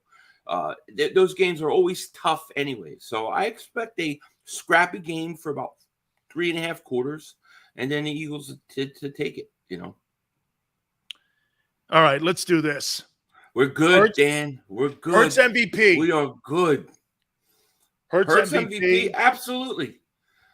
Yeah. Well, he wins it. Well, he's on pace to win it. As we're sitting here right now, if the season was to end today, I don't know how he can't be. I mean, what does he got to do? What does he got to do? The guy's got, 29 total touchdowns? You think the media pays enough attention? You think the media pays enough attention to Jalen Hurts and what his impact is to the team? The voters. No. So then he's not winning it. Well, I mean, in my mind, he's winning it. I think he wins it. Now, we asking, is he getting a fair shake by the media? Probably not. No, probably not. Are you sold on Jonathan Gannon in the defense? Like, How about this? Tom Brady could be a team that you would play. Are you comfortable in this? Now, watch this. Are the Eagles better than the Bucs? Yes. But Jonathan Gannon versus Tom Brady in a divisional game, how would you feel about that? After watching the Bucs for, almost 4 quarters yesterday, I'd be comfortable at home against Tampa. But I'm not ever going to be comfortable with Jonathan Gannon and his scheme and things do. I mean, I really liked what they did last week. I thought that was his best game. But you know what I think it is? And I have to rewatch it. I haven't watched it again yet, but it just seemed like he knew that the Tennessee Titans could not throw. And he was a little more aggressive. And because of that, everything went well. And if he just did that every week against, a lot of these quarterbacks we come up against, I think the defense would shut people down. So John Robinson, since 2016, the former now general manager and who's been considered one of the better general managers. And by the way, the last 3 years, the Titans are 30-15, have won division titles, and were the number 1 seed in the AFC last year. They get bounced by the Eagles. The A.J. Brown, was it the A.J. Brown the last straw that caused this move? Because, again, he's never had a losing season. And 4 of the 6 years they've made the playoffs since he's been there. I mean, you fire a general manager who's had more success than anybody out there in the since he's been general manager. I mean, you could probably only say Howie in the last 4 years, maybe Jason Light in Tampa that have had more success than him. Was that the last straw, you think, Philly, that A.J. Brown deal? I think so because, I mean, A.J. Brown, I mean, he torched the Titans. Come on. And you're talking about a team that was a legitimate Super Bowl contender. Why on earth would you let a guy like A.J. Brown go when you're like right on the edge, the cusp of a Super Bowl? You know, why would you do it? So it's not surprising to me that he would get canned. I'm sure the owner was probably pretty embarrassed what happened, you know. And what's the Titans' weakness? They don't have receivers. So, you know. It totally played into that game. Yeah. The New York Giants, are you concerned? No, I'm not concerned with anything other than two things. I think that the Eagles can't read all their clippings this week, you know, of course. And then, you know, it's just the fact that it's a division game. That's the only really thing that scares me. You never know sometimes with these division games, how things are going to go. But if you look on paper, I really think the Eagles match up to the Giants kind of similar to the Titans in that if you kind of stop the run and you force Daniel Jones to throw, I'm not really scared about their passing game. You know what I'm saying? It's similar to Tennessee in that regard. Are you concerned about the Cowboys? No. I dream every night, Dan. Every night I wake up, I think about Christmas Eve. I can't wait to Christmas. It can't get here soon enough. The beat down that's coming to Dallas. Listen, I can't say it's politically incorrect, but I just know this. Come Sunday, I just don't want to get you guys in trouble in here because what I say is going to be bad. But we're taking that team down, and it's good. We're going to win the division in Dallas on Sunday, on Christmas Eve. It's not Sunday, Saturday. Christmas Eve will clinch the division for the Eagles. It's coming. Do you believe that the Eagles are playing better football than the Cowboys are since the Vikings game? See, I don't. What was so good about what Dallas did against Tennessee? They were up 2 points with 5 minutes left in the third quarter. They don't look that great. Yeah, but this last game was their best and most complete game since Minnesota. They fumbled around against Tennessee. I mean, they scooted. I mean, even Cooper Rush had him in the fourth quarter, 2017. He was only down 3. I mean, it's not like they've been putting up big games. Collapse. That was a total collapse by the Colts. What we saw happen and the score being so big was because the Colts just collapsed. Stupid Colts stink. Let's face it. I'm not impressed with the Cowboys. No. I want that team so bad. How about the 49ers? Looks like Garoppolo, by the way, doesn't need season-ending surgery, and that he'll be back in about 4 or 5 weeks. So they're the biggest threat in the NFC. If I took one team, and if Garoppolo can play, because I thought if he's out, that changes everything. But if he can play, they're out of all the teams that could potentially come to Philly, they would scare me the most because they have run the ball really well. They have a good defense, and they've won on the road in the playoffs before. They, to me, would be your biggest threat. I really think so. Jeremy, that is really, really kind of you, man. Love both of y'all. Keep up the great content and best paisans in the business. That's really kind of you, man. Thank you so much. Couple last questions here for you, Junior. Miles Sanders, season he's had, give me a grade on it. A. I say A. Yeah. You think he's the most important? Who do you think is more important to that offense, A.J. Brown or Miles? Well, that's a really good question. Because here, let me set it up for you with context. You take Miles out of that, that means Jalen's got to carry the ball more. Yeah. And you're asking for trouble with that. I still think they would run effectively with that offensive line. I think that the space that A.J. Brown creates for everybody else, I'm going to still say A.J. Brown. But I mean, that's not to take anything away from Miles. I just think that their offensive line is so good that if you plug a decent running back in there, they would still be good enough. Now, I would give Miles an A+ if they used him more in the passing game, because I think that there's a lot to be used there, So I say A. Shane Steichen. I'm going to throw something at you here. You ready for this? Since that 2-5 start, listen to this record. Okay. He is officially 18-4. You think that guy's going to be a head football coach somewhere next year, Shane Steichen? Arizona. Arizona. Yeah. Because, wow, is that a great plug-in because of Kyler Murray? Yeah. You think because of what they're doing with Jalen, here's the new RPO OC. And that's right. You know what, too? I'll tell you what, man. If that guy, Eberflus in Chicago, doesn't get it done, I could see Shane Steichen taking over Justin Fields up there because they're coaching him like Jalen Hurts up there in Chicago. Yeah. This guy, now that you had, even in Baltimore, if John Harbaugh were to leave, but I think Arizona's a great call. I think they're gonna get rid of their coach. So I think that's where it would be. I think Gannon's gone too. See, I think Gannon is going to get a lot of love as a head coach. I think we're going to lose both coordinators. You think Gannon's a Carolina head football coach? Maybe. Could be. And I think he may actually be a better head coach than defensive coordinator. You know that?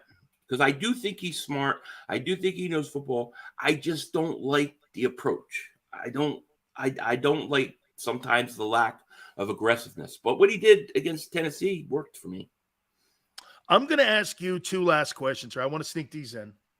If you had to give a game ball for one for offense and one for defense, who would you give it to? Defense first. For last game? Yes. There's a lot of guys you could go with defense, but I'm going to go Nakobe Dean. Because Nakobe Dean. Hey, by the way, 15 plays, Philly. He led the Eagles in tackles. He had like 6 or 7. He did. And one of them, he was getting held and he tackled Henry with one arm. I thought what he did in such a short period of time just stood out so much. And then offensively, I mean, I would love to give it to A.J. Brown because it's his former team, but I'm going Jalen Hurts. Jalen Hurts, because everybody says, oh, he can't beat us. He can't beat you with his arm. He can't beat you with his arm. Guy had 80 yards throwing, 380 yards with 9 minutes left in the fourth quarter. They benched him, which is another difference, let me tell you, of the Eagles and the Cowboys. It's 47-19 with 4 minutes left. Parsons and Diggs are still in the game. Dallas trying to run up the score on people. Eagles, they take their players out. Big difference. Are you concerned about one thing here, though? So Lamar Jackson is banged up, and he may miss this weekend, according to John Harbaugh. Mm-hmm. So you think in 3 years from now, is Jalen Hurts going to be down that same line where you're asking a quarterback to do so much, and he's going to be like Vic and Cam Newton and like Lamar? If you don't maintain that running attack with that offense, you're asking him to do a lot. Why am I supposed to believe that Jalen's not going to end up like Lamar? In terms of he runs too much, so he's getting broken down. Well, I think that, I saw Steve Young said this a long time ago. He says, early in a career, you can run a lot more, but as you progress in your career to lengthen the career, you want the quarterback to become more of a pocket passer. So I think it has to get each year, it has to progressively get less and less. I do. I don't think you can keep up this pace. But right now, if you look at what he's done this year with last year, I think it's a lot less. I think next year it'll be a lot less. So if it's the same rate of running, he may get hurt. It does worry me. But the one thing though, Philly, that I do love on how Jalen handles himself, I would say this to you.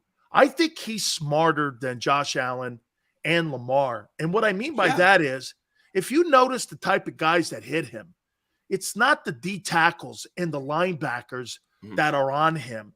It's more the DBs, guys his size. Yeah. Plus, he knows how to slide. He plays the game a lot like Russell Wilson did early in his career. Yeah, he does. He reminds me of Russell Wilson a lot.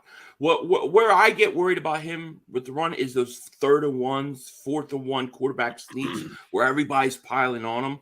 That's where I want to see cut down. Get a bigger back, get a short yardage back. I don't mind it once in a while, but they do it a lot.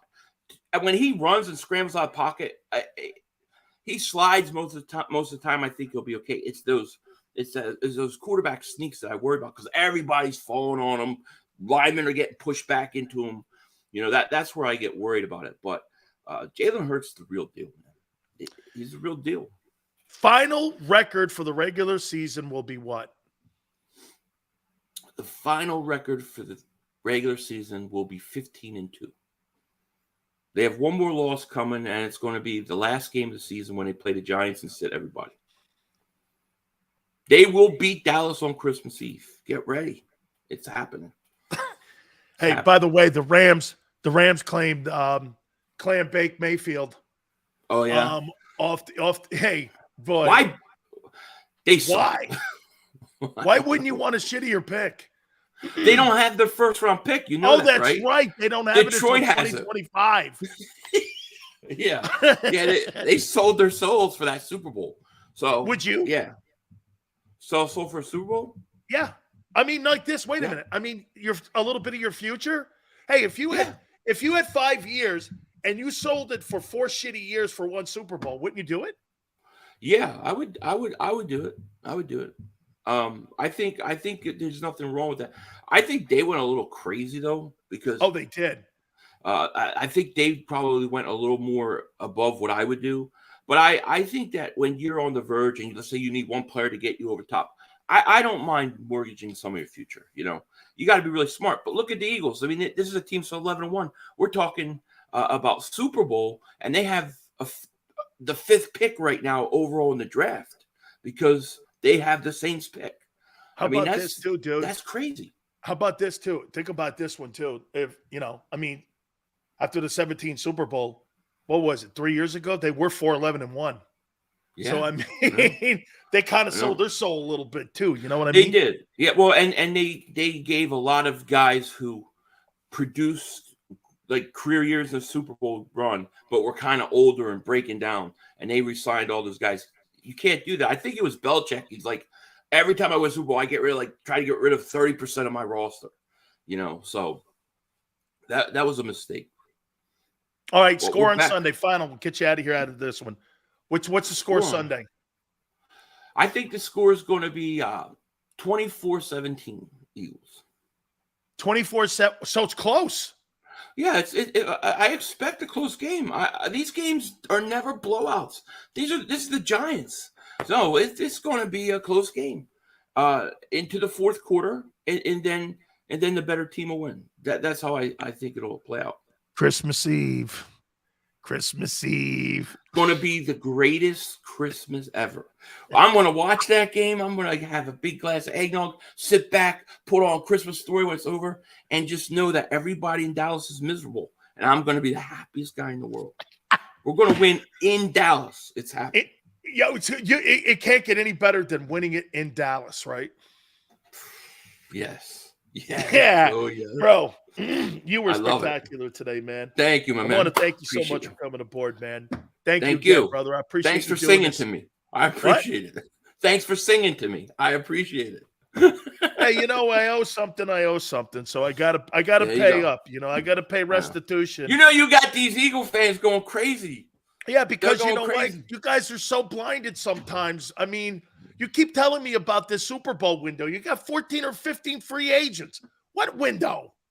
Hey, listen, when you have a young nucleus with Jalen Hurts and you got both your receivers are young, your offensive line's for the most part young. You got a guy to replace Kelsey already. They're set up with a good draft this year. This is a team that's set up for a long run. Philly, you're gonna lose 2 DBs, 2 corners. Not necessarily. You potentially could lose one of the 2 linebackers. You'll lose one of them, but you're going to lose both your DTs. Potentially. You're going to lose Isaac Seumalo, Andre Dillard, Miles Sanders, Jason Kelce. I mean, you're going to lose guys, but listen, they've also got guys I think that can play. I think they got guys that can come and play.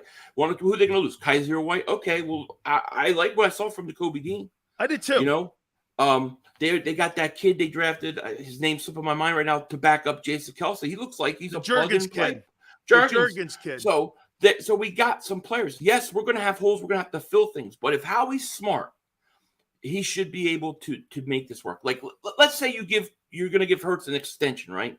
If he can set it up where you give him a lot of upfront money and doesn't really kick into the following year, then you can bring some of these guys back. I don't want all of them back. Some of these guys got to go, Dan. Some of them I don't think should be back. I agree. You know, I think we'll be all right.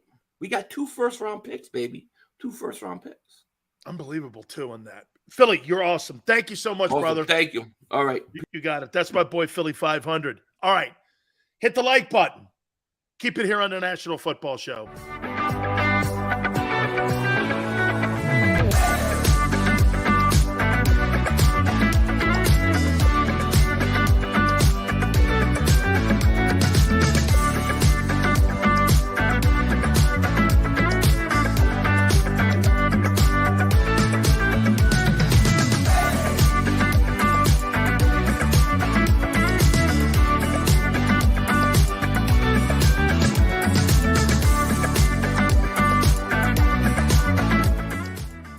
At Pond Lehocky, we've recovered billions of dollars for our clients, and we're confident we can do the same for you. With over 250 years of combined courtroom experience, we've helped over 100,000 injured clients obtain some of the largest settlements in Pennsylvania. One conversation is all it takes to help you and your family get back on track.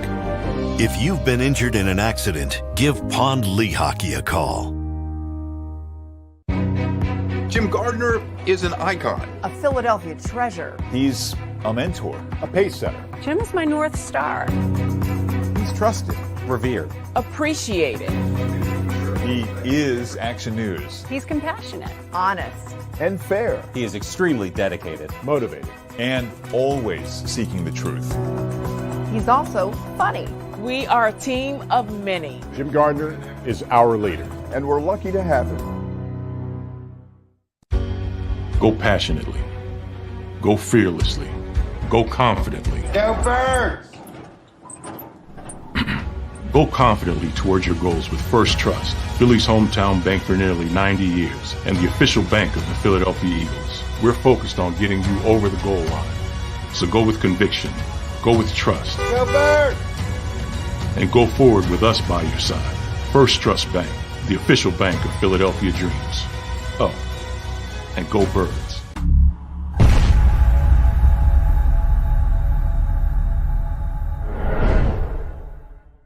We all know that taxes are just part of life. It's true during our working years, but also in retirement. But what you might not know is up to 85% of your Social Security benefits might be taxed.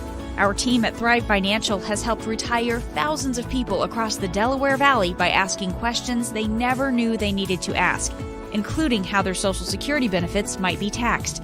It's time to be proactive on taxes. Get your Thrive Retirement Tax Playbook today.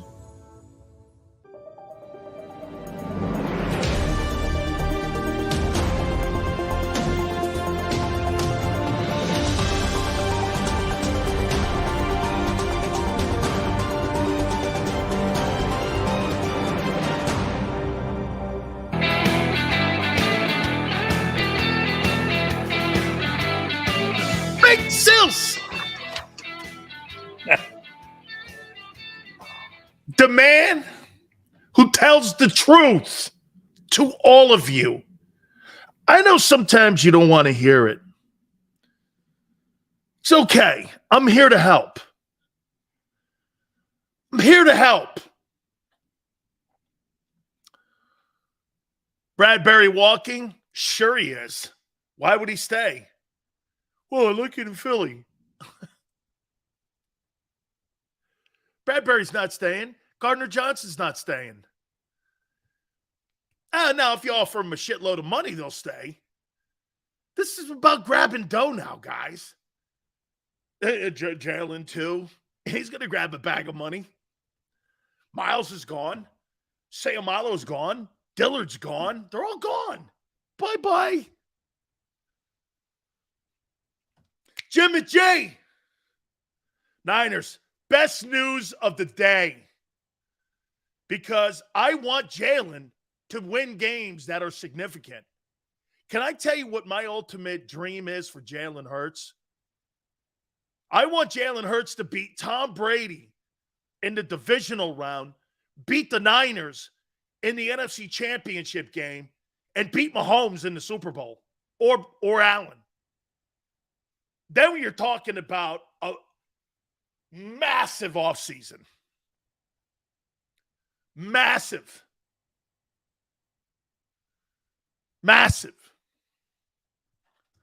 By the way, I didn't get any kudos on my singing.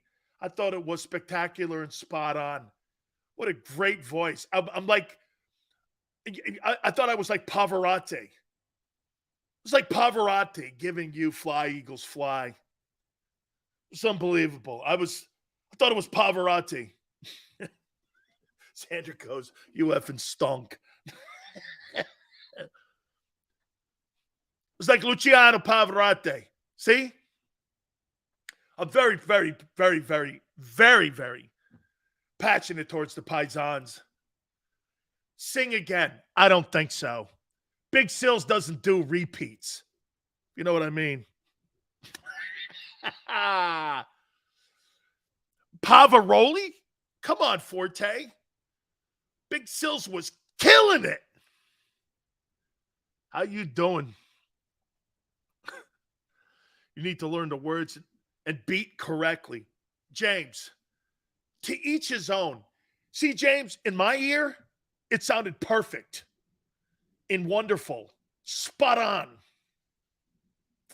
And yours, it didn't. Because you're a hater. I made that up. James, I made that up. I don't know. Please, Sills, don't quit your job. Sills, please edit the video and remove the terrible singing part. I will not do that, East Camden. How dare you say that? Trade your ears. Big Sills continue to tell the truth no matter if it's not what we want to hear as Eagle fans. Great job. Look at this dude, Ed. There's a smart Eagle fan. Ed. Hey, Ed, know this, Ed. So that you know this, you killed it all right. Ed, do you know what? Ed, I don't want the Eagles to lose. How would that help me? Right, Ed? Some of these guys in here are praying that, I know Sileo wants the Eagles. Where in your mind do you think that would help my show? How would that be helpful to my show? How? If the Eagles were 4-11-1, me and Xander would be going like, oh my God. How's that helpful? Big Sills, quarterback rankings at the top. Plus resetting. Oh. I will say this about John Robinson. So John Robinson gets fired.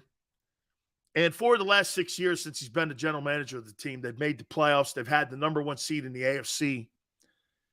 And the last 3 years, 30-15. Somebody's going to get them a whale of a general manager. He is a great general manager. And he was probably fired for the A.J. Brown deal. Okay? He was probably fired for that. You're going to have to bring in a hell of a general manager to replace that guy, because they've never had a losing record as him as GM. Look at Jerry Jones and look at some of these other guys that have been general managers over the last 6 years. You show me a general manager with a better record over the last 6 years than John Robinson. Jason Light, he's had losing seasons in the last 6 years. Shit, before Brady showed up in Tampa, Bucs went 7-9 with Jameis Winston. Howie's had a good record, But Howie's been 4-11-1. Howie's had losing seasons in the last 6 years. This guy hasn't. I get he's won the Super. I got he won the Super Bowl. And you got to take bigger bumps and bruises to win that thing. Look at Los Angeles, like we've pointed out here. Okay? Plus, Mike Vrabel, do you want to hear something crazy? In the last 3 years,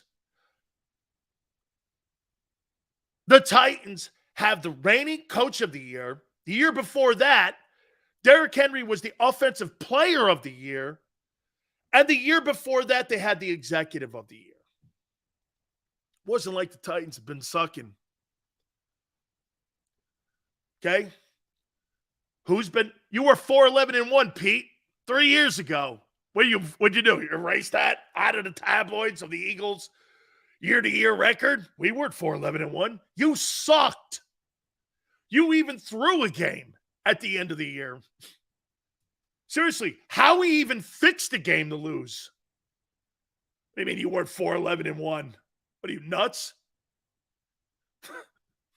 All right. Kansas City has really had a good last couple years in the run, right?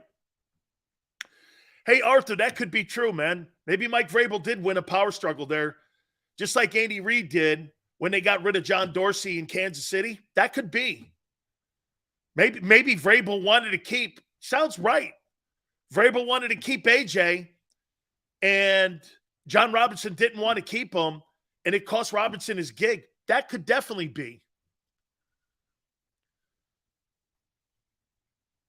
Eagles were a winning franchise 4 years ago. Shit, after the Super Bowl, the thing deteriorated. It was a force fire. After you won the Super Bowl and then the drop against Alshon, after that, it was a force fire.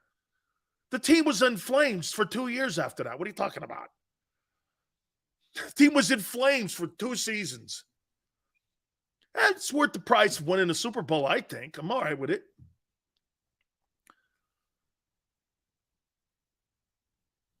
Hey, Seals, we didn't do it on purpose. We wanted to see what we had in our third-string quarterback. Oh, yeah, that's right. I forgot. You drafted Hurts to be the starter.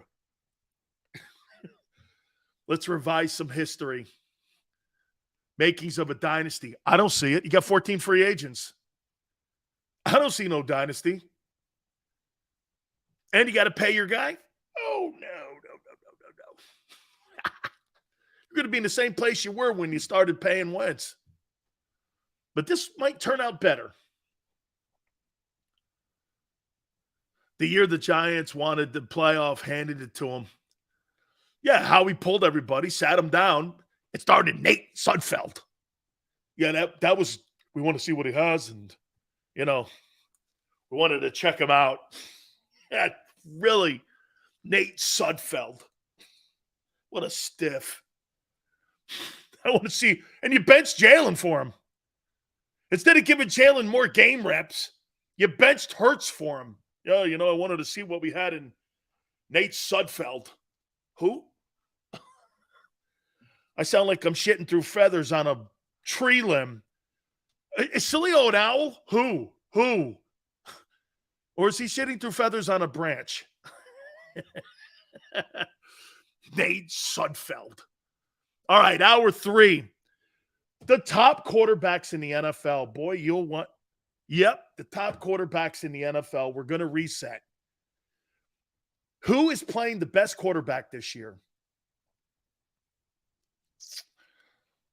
Oh, I love some of these names. Jimmy G. Jimmy G's back. Hit the like button, hour 3. Keep it here on the National Football Show.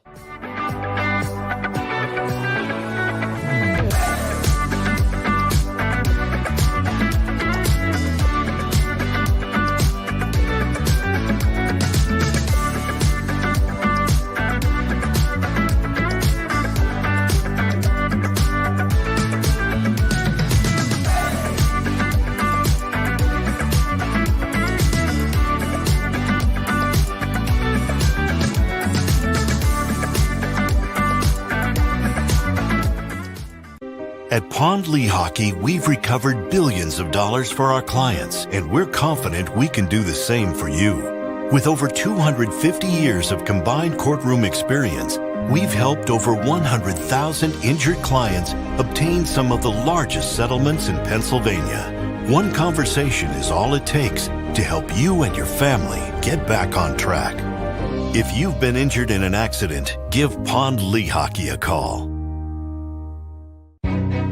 Jim Gardner is an icon. A Philadelphia treasure. He's a mentor, a pace setter. Jim is my North Star. He's trusted. Revered. Appreciated. He is Action News. He's compassionate, honest, And fair, He is extremely dedicated. motivated, and always seeking the truth. He's also funny. We are a team of many. Jim Gardner is our leader, and we're lucky to have him.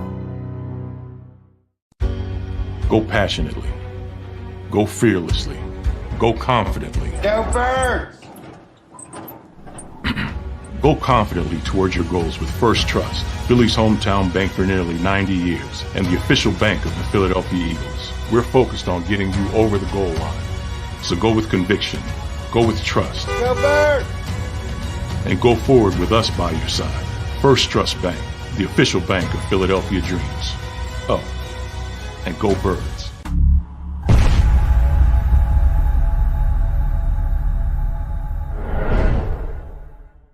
We all know that taxes are just part of life. It's true during our working years, but also in retirement. But what you might not know is up to 85% of your Social Security benefits might be taxed. Our team at Thrive Financial has helped retire thousands of people across the Delaware Valley by asking questions they never knew they needed to ask, including how their Social Security benefits might be taxed. It's time to be proactive on taxes. Get your Thrive Retirement Tax Playbook today.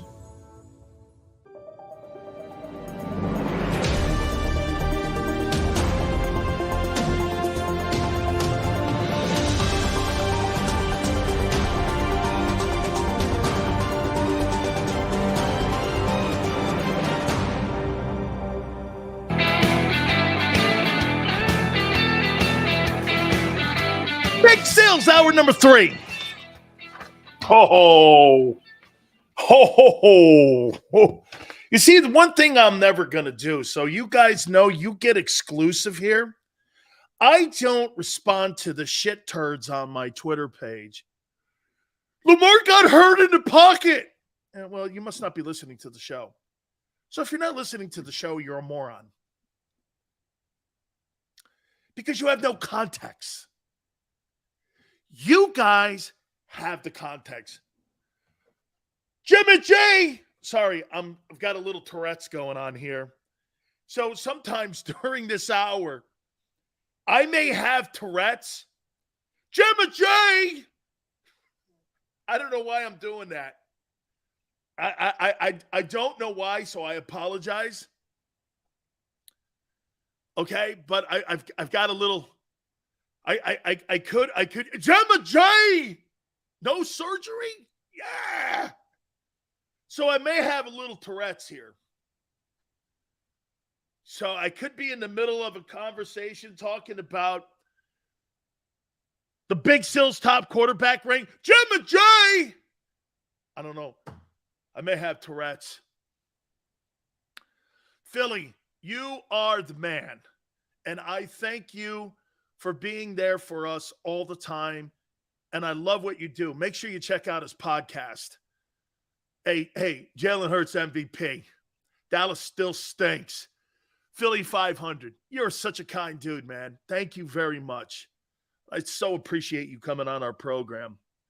Absolutely. Love that guy.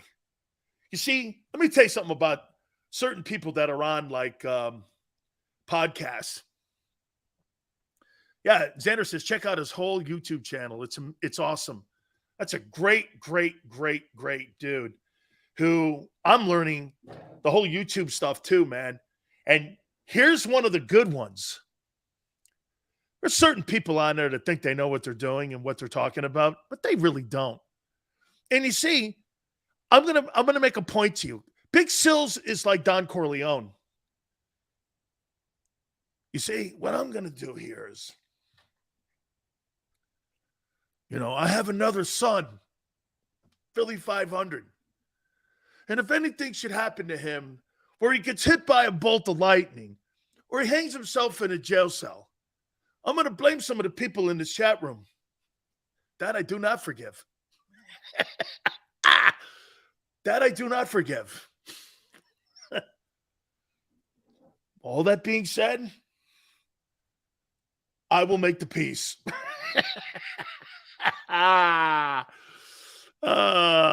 Sean, thank you for coming aboard, man. Philly 500, man. I love the whole hat and the whole gear, and he's such a great Eagle fan. By the way, his MVP thing, okay, this week. Okay, this week. Okay? I don't mention people's names that don't know Big Sills. You're just going to the trash can. You know how many people I've met, producers in years and years and years? Just another dude.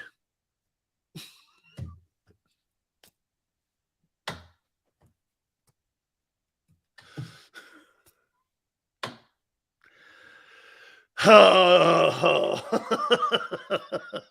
how many times I've done this? Sills, you see what this guy said about you? Yeah, I'm sure. I'm sure it's meaningful. Can you believe it? Yeah, I'm sure it's really probably right to the point. I'm not taking shots at anybody. I'm taking shots. No, I don't. Wait a minute here. East Canham, I don't take shots.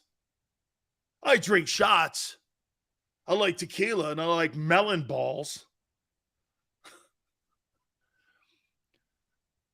Sills, you going to join my fantasy football league next season, Lisa?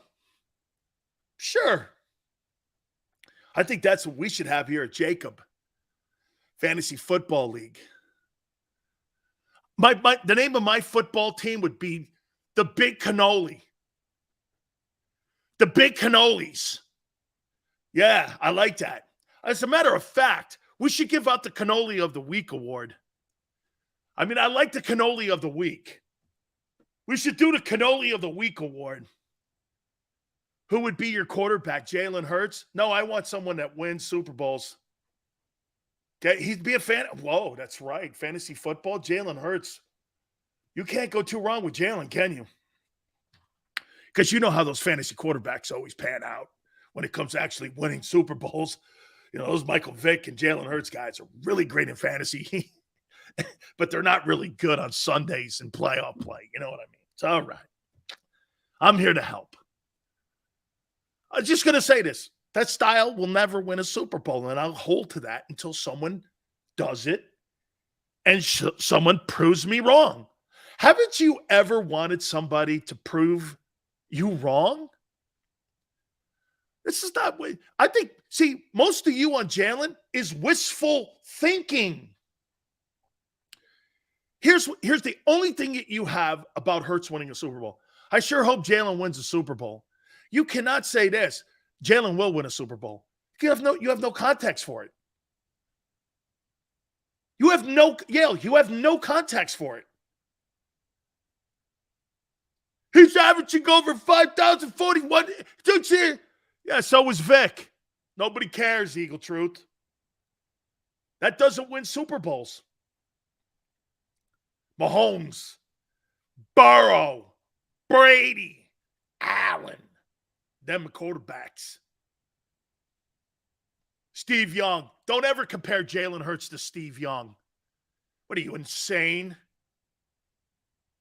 You guys won nothing. You're calling him a Hall of Fame quarterback and comparing him to a Hall of Fame quarterback. Look how asinine that is.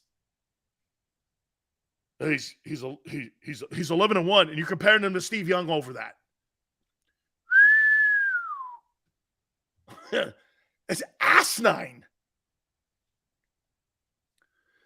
Steve Young is more like, are you freaking kidding me?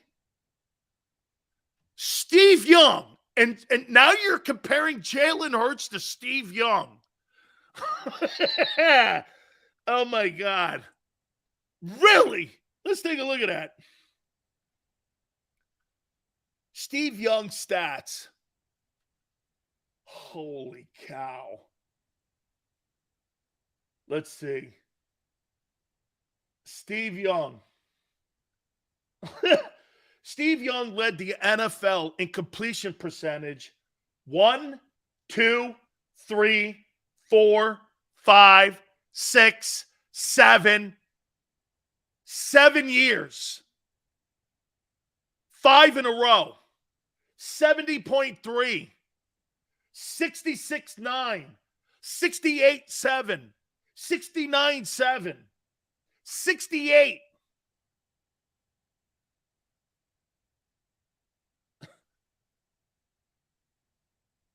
$25 touchdowns, 2 picks, 29 touchdowns, 8 picks, 35 touchdowns, 8 picks, 36 touchdowns, 8 picks. Your boy's never doing that. Your boy's never doing that. Never. In a billion years would he ever be compared to Steve Young. Ever. Ever. Ever.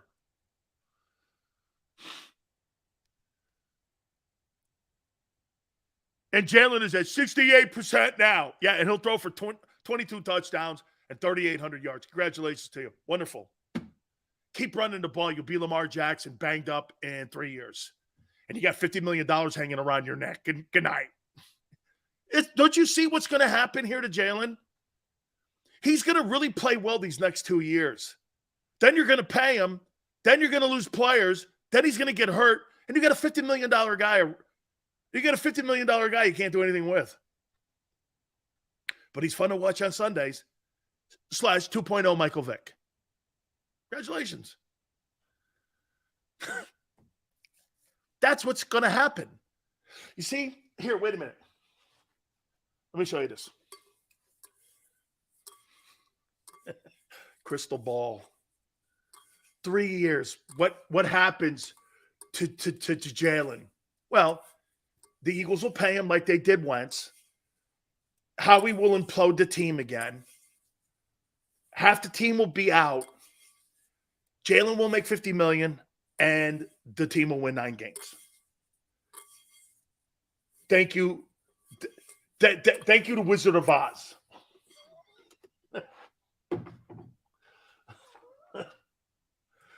Thank you, Wizard of Oz.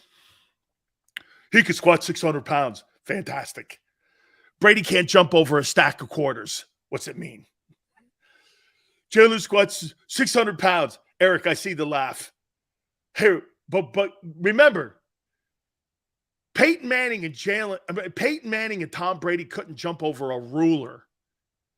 But Jalen, 2K yard wide receivers this year, Jalen break 4K.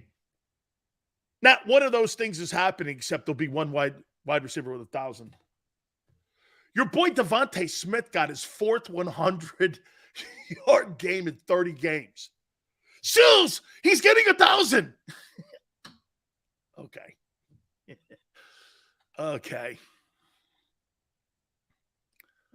Dude, Jalen Hurts is the budget car version of Michael Vick. He's the budget rent-a-car equation to Michael Vick. Just remember I said that.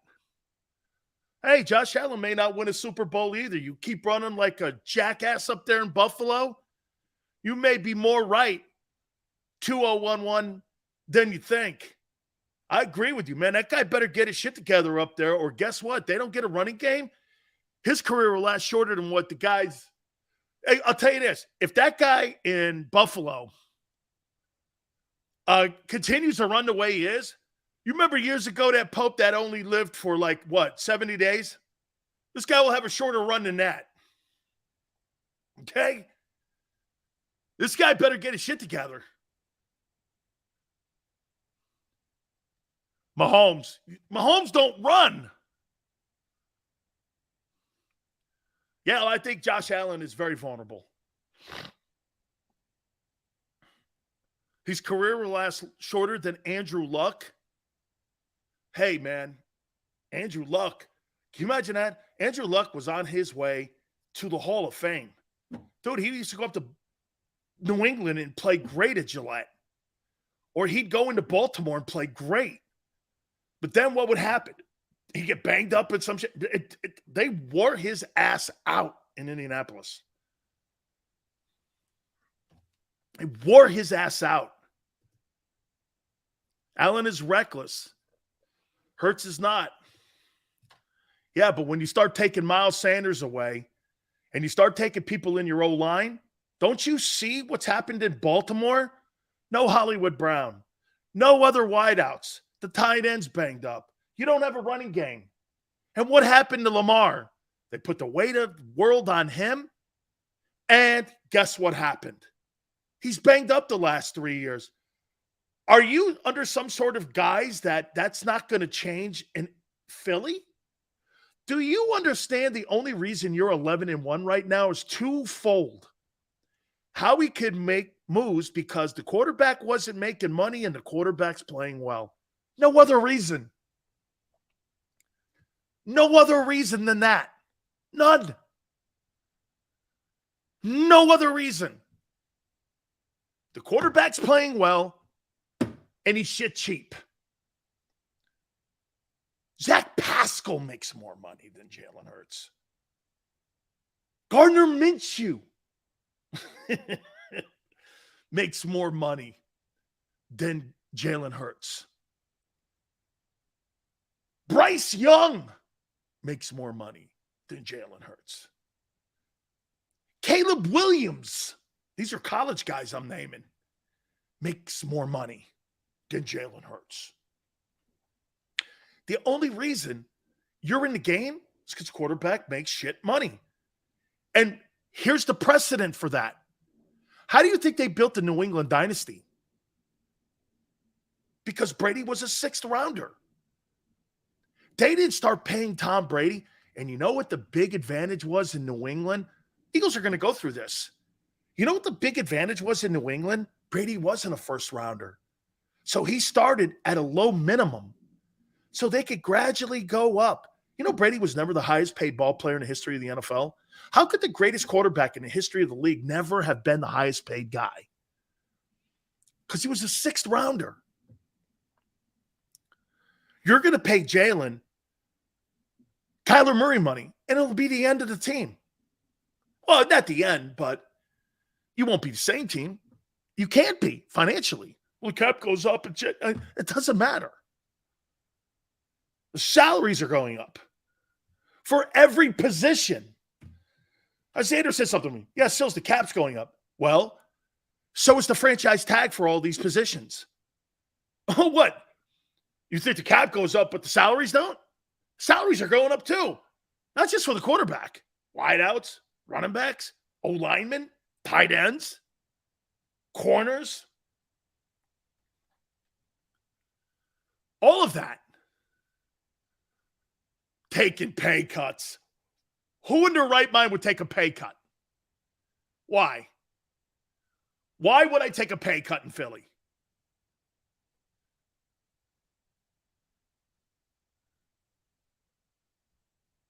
You're attributing the takes or like one or two people. I don't know what you're saying. You literally see the hate coming through your pores. Really? I thought I didn't shave today. Really? City of brotherly love. Hey, James, can you take a pay cut? Even though the owner's making all the money on the planet, and even though every calendar year, Jeffrey Lurie's net value and wealth goes up 18.9%, as every other NFL owner does. Can you take a pay cut? What? You understand that every owner in the league's wealth goes up 20% the turn of the calendar. Jerry Jones bought the Dallas Cowboys in 1989 for $150 million. The team's worth $10 billion today. Can you take a pay cut? No. Why would I take a pay cut? You're not. Why would I do that when the owner and everyone are making money in the league? Well, because you're playing in Philly. Okay. Jesus criminy. You guys are dumb. Some of you. Smitty only needs 289 yards. Yeah, he got his fourth 100-yard passing receiving game, Pitts. Congratulations. I'm sure there's more to come. Stop it, Sil. Some players, it's about winning in Super Bowls. Really? I guarantee you Miles Sanders is not staying for $4 million in Philly if he gets 1,300 yards. That ain't happening. Andre Dillard's not staying to be a backup in Philadelphia. He's going to make gigantic money on the open market. He'll start on 75% of the NFL offensive lines in this league. Kelsey's out. Your two tackles defensively are gone. Both your corners can be gone. Both your linebackers could be gone. We're going to sign some of them. Okay. And you're going to put $50 million on the table for Jalen. Interesting. At least we're now in Howie's wheelhouse, though, managing a salary cap. Okay, so that is his wheelhouse. It's not picking players. Okay, because it's not.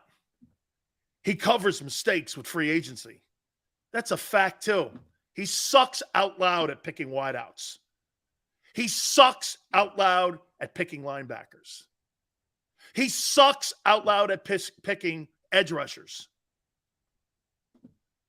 I don't know where else to go.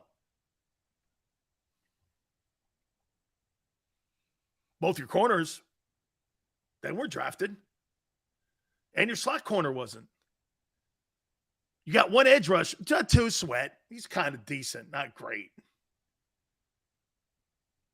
They're marginal guys.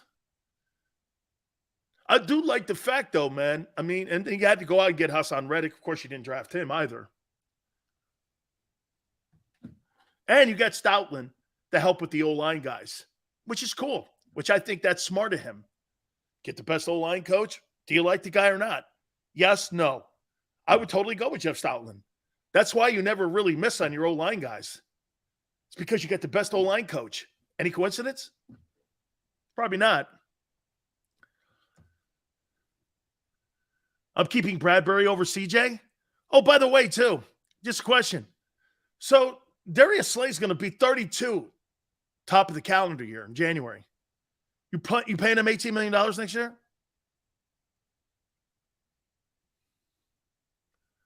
Are you going to pay Slay $18 million? 18. Hey, Martell, I didn't say Slay wasn't good. I asked you if you were going to pay him $18 million. Seals, what do you think they should give Jalen? Jeremy.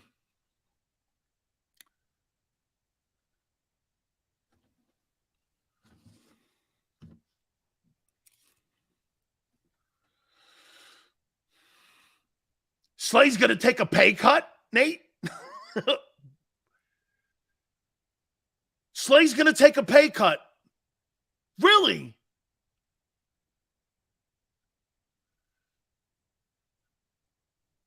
Slay is team first. Slay's taking a pay cut.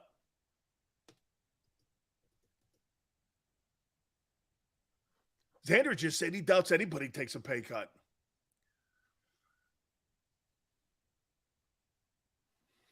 So you lose Slay, CJ potentially, and Bradbury? That's a whole new defense. And you lose your coordinator? That's not an – hey, losing the coordinator, I don't give a shit about.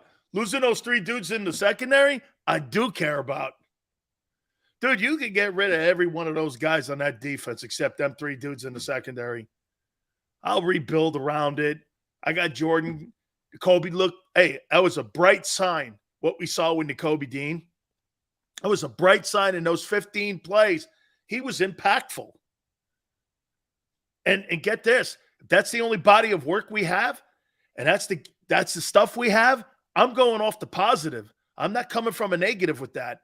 I was encouraged when I saw that. I was encouraged. I think he's kind of small, though. So you might have to worry about his health because he looks awful tiny out there. He's taking on some of them guards. Boy, he got swallowed up a couple times in there. He's a little dude. Now, you've got some gigantic horses in the defensive line, and that's going to spell him and help him. He had that at Georgia, too. He had them gigantic dudes at Georgia that played in front of him. And I think that helped him a lot. He's going to have that kind of personnel in front of him. Because if you get D tackles in there that get blown off the ball, he'll be a non-factor. He's not big enough to take on 17 games, I don't think. You're going to have good D tackles for that kid to have success. I think he's a little dude. Now, again, I think he could be a player. Okay? I think he could be a player. So I'm coming from the angle that I was encouraged by Nakobe Dean. I was encouraged. 15 plays, 6 tackles, had a TFL. I don't know. I was good. I'm glad. Dean off the milk carton. There was no Eagle milk carton, guys. Big Sil's quarterback list. Heading into week 14. We're going to get to that here in a minute. That kid, Jalen Carter from Georgia, is some ball player. That kid can play, man. He is everything. There's a kid at Clemson. And by the way, Will Anderson, too. Man, I hope Will Anderson doesn't play in the Sugar Bowl. Nick Saban better tell him not to play. Dude, he's got $35 million guaranteed. You know, somebody asked me what I paid Jalen. I don't know what that number is, but I'd guarantee it for 3 years. And because you know why? You kind of get to do a little bit of what they're doing in Cleveland. If you guaranteed 3 years for Jalen Hurts at a particular number, I don't know what that number is yet.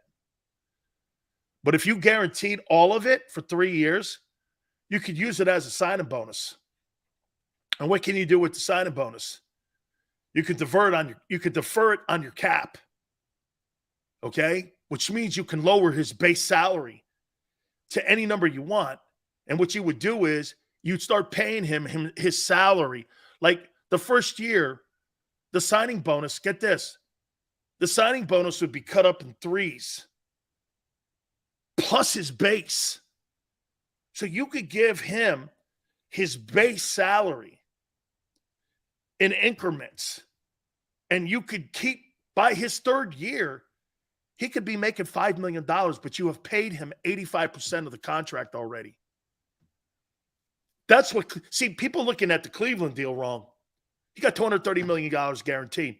Well, Cleveland gets to maneuver that money around because everything is guaranteed. They could label that thing a signing bonus. Here's $230 million signing bonus. It's basically what it is. All of it's guaranteed anyway, whether he plays or not. Whether he's in jail or not, he's getting that money. It doesn't matter.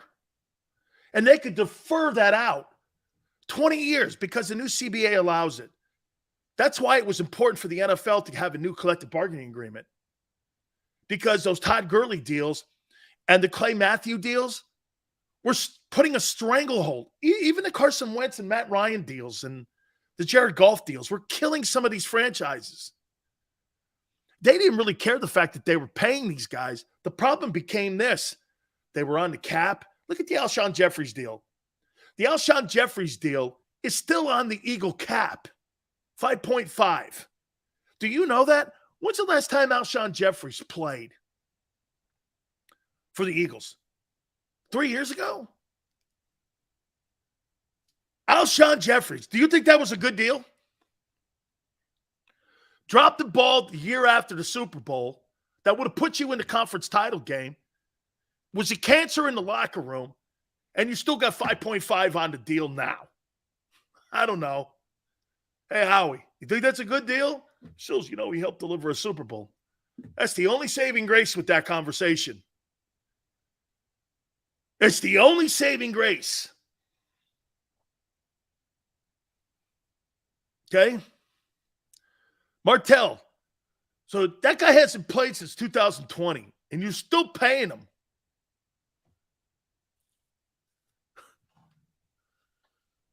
He was worth it for 17.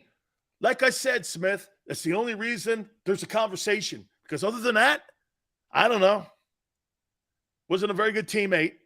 Talked shit in the locker room all the time. Didn't worry about the most important things, himself. I thought he was a cancer teammate.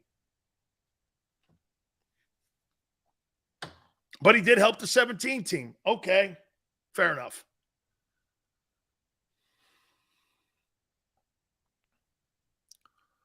Alshon was right about Wentz, though. Well, I would say this, Sandman. At the end of the day, that's a Howie deal.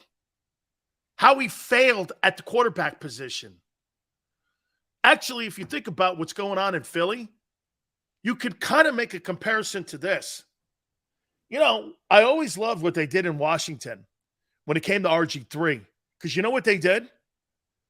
They made that move with the Rams to get RG3, right? But you know what Mike Shanahan did? Mike Shanahan went like this. You know, let me draft Cousins in the 4th round. Let me just draft Cousins in the 4th round. Just to hedge my bets. It's what Howie did in Philly. Hey, I just gave Wentz $32 million. Let me get Jalen in the 2nd round. They were balking and pausing. They wanted their cake and eat it, both places. You see, the Jalen Hurts success covers the shit move of Wentz. You're paying a safety or a cornerback market value. I'm paying a corner. Safeties? Do I want to be Jamal Adams again, Drew?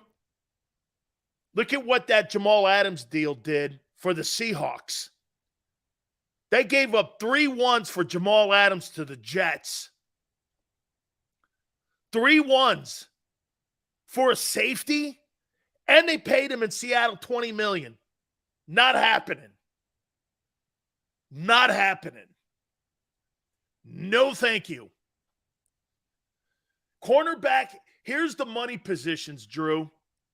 Drew, here's the money positions. Corner, edge rusher, left tackle, quarterback, added to the mix receiver. The rest of these guys today are fill in the blank. They're fill in the blank. Those are the key money positions in the NFL today. Howie looks at it that way too. When's the last time Howie paid market value? Somebody asked earlier, hey, Sills, do you think they'll go after Roquan Smith? Never. Howie's not putting $20 million or $15, $16 million, $17 million into a linebacker. He'll put Nakobe Dean in there over Kaiser White. They may keep TJ. I think they should, and I hope they do. But they'll get a hometown deal from TJ. They'll put Dean in there. He's on a rookie contract. Dude, he's a 3rd rounder. That guy doesn't even make $1 million. He makes like $800,000. Why would I pay Kaiser White $10 million to be on my team when I could put Nakobe Dean in there for $800,000? See, this is how Howie thinks. Howie goes like this. See, I can get rid of Hargrave. Watch this. I can get rid of Hargrave and Fletcher, and there's $28 million right there between the two of them guys, and I could start Jordan Davis, and Milton Williams. And you know what I'm paying for that? $2 million, $3 million, tops. For both of them combined. I saved $26 million with that move. Probably get the same production. I think Hargraves had a good year, though. I think Hargraves had actually a good year. He you know what? Here, he might make the Pro Bowl. How many sacks does Hargrave have? 9? If he gets a double digit and he ends the season with like 11 or 12, he's going to make the Pro Bowl. Anytime you're north of 10 sacks and you're a DT, an interior guy, You're going to, and plus because Donald's not had a year at all, he's actually on IR, I think, now. And this is probably his worst season he's ever had in his career because the whole team sucks in Los Angeles. But I tell you what, the Eagles at least got to the playoffs the next year after 17. The Rams didn't even want to play the 2022 season. There's not a guy, including the coach, that wanted to be there. They're still taking the parade lap down Figueroa. At least the Eagles showed up next year, right? 2018, the Eagles showed up. The Rams just are still partying on Figueroa. That's the street in that stupid LA that they put all the parades on. And then you get to drink your wine and eat your cheese and shit. See, when you're going down Broad Street, you get to drink beers and have brats. Beers and brats. Yeah, how many Hargrave's got 8 sacks. He has a season with 10. He's going to a Pro Bowl. Hargrave, you re-sign him, he's at 12-9 now. Hargrave, Jordan Davis, Milton Williams. I bring Joseph's probably older than Sue. Maybe Fletcher takes a pay cut, wants to come back at $3 million. If I were Fletcher Cox, I'd want to retire an Eagle. And the only way you're going to retire an Eagle is if you take a $11 million pay cut. Would that be enough? Will his ego handle that? I think it may. He's a backup. He's making $3 million. I don't know if I'd have a problem not bringing him back for that. And it'd be the final season.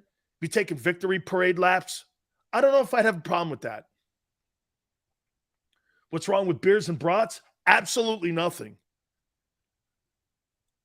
He deserves Cox a contract. Sean, I would say this. He deserves a contract offer of less money. Fletcher Cox is making $14.4 million this year. Way over the top. And Derek Barnett, you're out also. Not paying you $10 million. Not happening. Not happening. All great Eagles.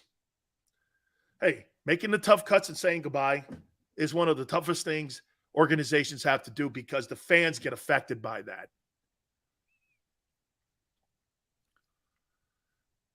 Shepard, but, what were you expecting Fletcher? I actually think Fletcher Cox the last couple of weeks, would you guys agree with me? I actually think Fletcher Cox has actually played better since they got Sue and Joseph. I think that's helped him a lot. I actually see and spot him more now and see him making plays. I see him pushing the pocket. I don't know. I think of all the people that have benefited from those two guys joining, I think it's been Fletcher Cox. I think it's how about this? I think we can all agree. I think the run defense has improved the last 3 weeks for sure. And that, for me, is a trend. And I think the player Fletcher Cox, you could attribute also to him playing better over the last 3 weeks. Fletcher's playing less snaps. Yeah, Marina, but you know what he's also doing? He's having more impact. I told you this when they got this guy. Fletcher's going to have lesser reps and lesser snaps, but they're going to be more impactful plays that he's going to make because he's going to be fresher. I think he's getting fresh. I do. I don't think you have to limit some of those snaps. The game before remember the game before they got Joseph and Sue? Didn't he take like 70 snaps? You can't play that guy at 70 snaps. What's he, 34? You can't play that guy like that. Interior D lineman like that plays the run, unlike Aaron Donald. By the way, just for context, Fletcher Cox in the last 15 years has been the second best D tackle. And that, Sue is in there too. Donald, Sue, Fletcher.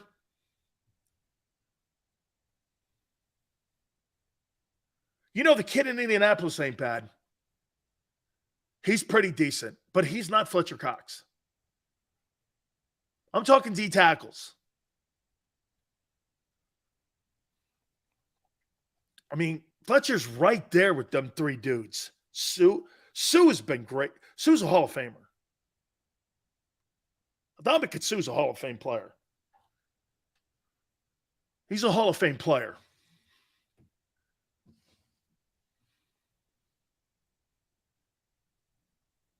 You're repeating yourself now. What are you, an English teacher, Stanley? Relax. Yeah, well, because you're an idiot, I had to say it again. I don't know. Big Sills, top quarterback play. I want to hit a timeout. We'll come back. We'll do it. We'll do it next. Please hit the like button. Keep it here on the National Football Show.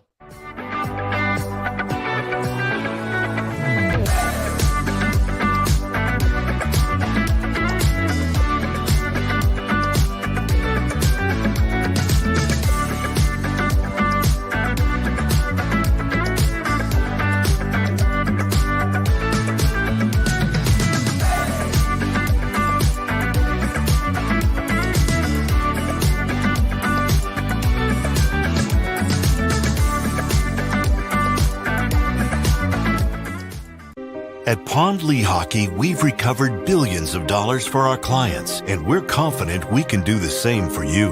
With over 250 years of combined courtroom experience, we've helped over 100,000 injured clients obtain some of the largest settlements in Pennsylvania. One conversation is all it takes to help you and your family get back on track. If you've been injured in an accident, give Pond Lehocky a call. Jim Gardner is an icon. A Philadelphia treasure. He's a mentor, a pace setter. Jim is my North Star. He's trusted, Revered. Appreciated. he is Action News, He's compassionate, honest. and fair, He is extremely dedicated. motivated, and always seeking the truth. He's also funny. We are a team of many. Jim Gardner is our leader, and we're lucky to have him. Go passionately. Go fearlessly. Go confidently. Go Birds! Go confidently towards your goals with First Trust, Philly's hometown bank for nearly 90 years, and the official bank of the Philadelphia Eagles. We're focused on getting you over the goal line.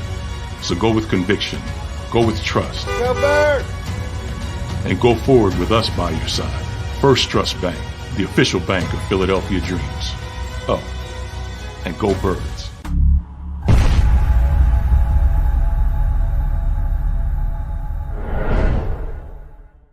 We all know that taxes are just part of life. It's true during our working years, but also in retirement. But what you might not know is up to 85% of your Social Security benefits might be taxed. Our team at Thrive Financial has helped retire thousands of people across the Delaware Valley by asking questions they never knew they needed to ask, including how their Social Security benefits might be taxed. It's time to be proactive on taxes. Get your Thrive Retirement Tax Playbook today.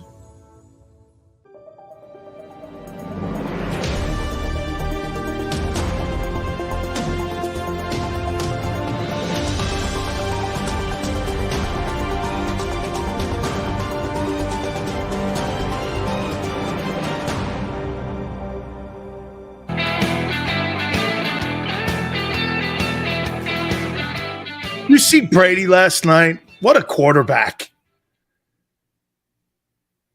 That's how you have game-winning drives and make your legacy. Yeah, I mean, everything he does now just adds to it. 7 Super Bowl championships. How many conference titles does he have, too? Brady's lost 3 Super Bowls, so Brady's got 10 conference championship rings, 7 Super Bowls. And like I said, think about that. He's been to 10 conference title games. No, he's won 10 conference title games. God knows how many he's been to, and he's gotten beat. So every other year, Brady has played in the NFL as a starter. he's been to the conference championship game. What a GOAT. What a GOAT. Is Brady the greatest player in the history of the sport? He's not the greatest athlete ever to play in the NFL, but he's the greatest player at his position by far. Quarterback position is the most important. He's the greatest football player of all time. There's no getting around it. Nobody has dominated his position more. And that includes LT and Reggie. Both those guys, those three guys, and Jerry Rice, those four dudes, nobody can match them. This is why I say this about Rice. Rice has 200 touchdowns, average touching the ball 4 times a game. And the second closest guy, I think, is T.O. at 147 to show you the gap. I mean, Jerry Rice went to the Pro Bowl at the age of 40 when he was with the Raiders. Reggie was the greatest D lineman ever. And Lawrence Taylor's the greatest defensive player of all time. Greatest defensive player that's ever lived. It's not debatable. Barry Sanders was great. He's not in LT. He's not in Jerry Rice. And he's not in Reggie White or Brady's league. Not in the league. And the distinction all 4 of them other guys have, they have won championships. And were impactful in those championships. I thought when Reggie won the Super Bowl with the Packers, Reggie had like 2.5 sacks. I thought theoretically, instead of giving it to Desmond Howard, you could have given that an MVP award to Reggie. Reggie systematically destroyed that Patriots team. Destroyed them. Reggie was killing guys in that game. I thought Reggie was going to get the MVP award. Sills, Hurts is the Ohtani of base. Come on, man. Come on. Shohei Ohtani's the must-see watch in baseball. Dude, Shohei Ohtani can strike out 15 and hit 2 home runs. I want to see that. I want to see that. Because then I could leave the ballpark going, God, that's what Ruth did. The only difference is that this guy's doing it in modern times. Shohei Ohtani is a gifted human. If you had to put tickets on the table for baseball and you had to go see a player, the only player I'd want to see is Shohei Ohtani. Rest of them, and that includes Machado and Harper. Give me Shohei Ohtani. Strike out 15 and hit 2 home runs. So this guy can lead the league in strikeouts, and he can hit 42 homers. I don't know about you, but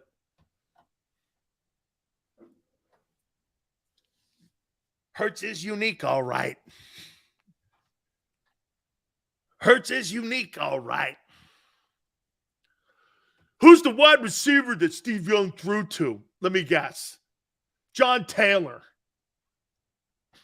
And well, tell me this. Who'd Montana throw to in the first Super Bowl? Who did Joe Montana throw to? Freddie Solomon? Burt Cooper? Wendell Tyler? Jerry Rice wasn't on that first Super Bowl in Detroit. I love Freddie Solomon. God rest his soul. Big Sills, quarterback play heading into 14. Week 14, that is. Here we go. Got some old guys in the list. Aaron Rodgers at number 10. 5-8. They got to run the table. Not a bad game this last game, though. Number 9. Geno making a run for MVP. Smith. Seahawks. Big Sills, top quarterback rankings heading into week 14. made a small tumble here. Tua Tagovailoa at number 8. Number 7, GOAT. I really have to say that's going to be like when the Hall of Fame conversation pops up for Brady. The guy's going to stand up and go, Tom Brady, and then he's going to sit down. Everyone's going to go, yeah, okay. This thing's going to be so dude, there's not going to be a debate. Tom Brady. Oh, yeah, okay. You're just going to have to mention his name. Number 6, Dak is back. Christmas Eve, baby. Christmas Eve. Number 5, Big Sil's top QB rankings heading into week 14. Kurt, 10-2 Cousins. Number 4, one of the best talents at quarterback in the National Football League. Josh Allen, Buffalo Bills. Number 1 team, if the playoffs were to start today in the AFC, are the Bills. Josh Allen's having a sorry-ass year. I don't think so. Yeah, get this. Allen's having a down year. They're 9-3. Is it the down year? Okay, well, I want that down year.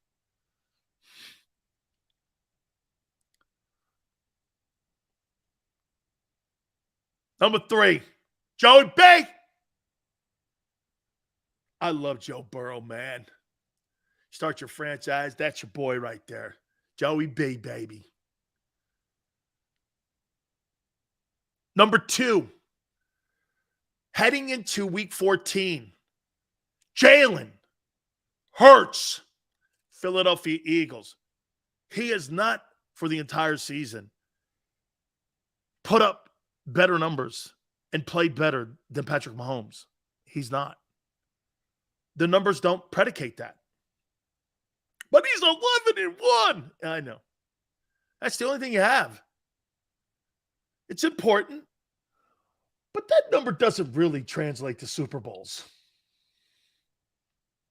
11-1. Yeah. And number 1, man who's on pace for 5,500 passing yards, 50 touchdowns, 68 completion percentage. The great Patrick Mahomes, the most accomplished player under 25 in the NFL today.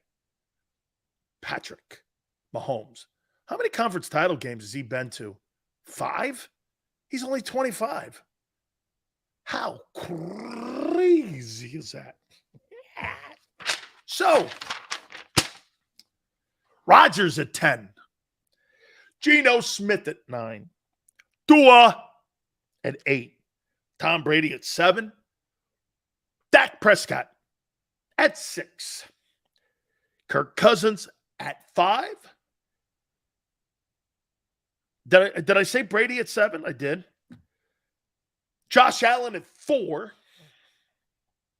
Joey B at 3. Jalen Hurts at 2. And Patrick Mahomes at 1. There is the top quarterbacks heading into week 14. How you doing? By the way, some spectacular news. Gemma J doesn't need surgery. He'll be back in time to see you in the NFC title game. This is great. Oh my God, Jalen's got everything set up for him. Dude, this is like a rainbow with a pot of gold at the end of it. So if he beats Brady in the divisional round, beats the Niners in the NFC title game, then turns around and beats Allen or Mahomes, they go back to Brink's truck up to this dude. Gemma J.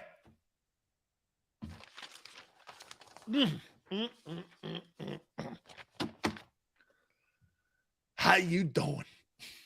Yeah. Thank you very much, man. You guys were awesome, man. You guys have a lot of fun with us, and we really appreciate you guys stepping in with us. Thank you again. Hey, please hit the like button. By the way, Philly 500 was awesome, and we so appreciate him coming aboard with us. Xander, great stuff as always. To all of you, the show is nowhere without you, and we appreciate it. Till tomorrow, 3 to 6 Eastern.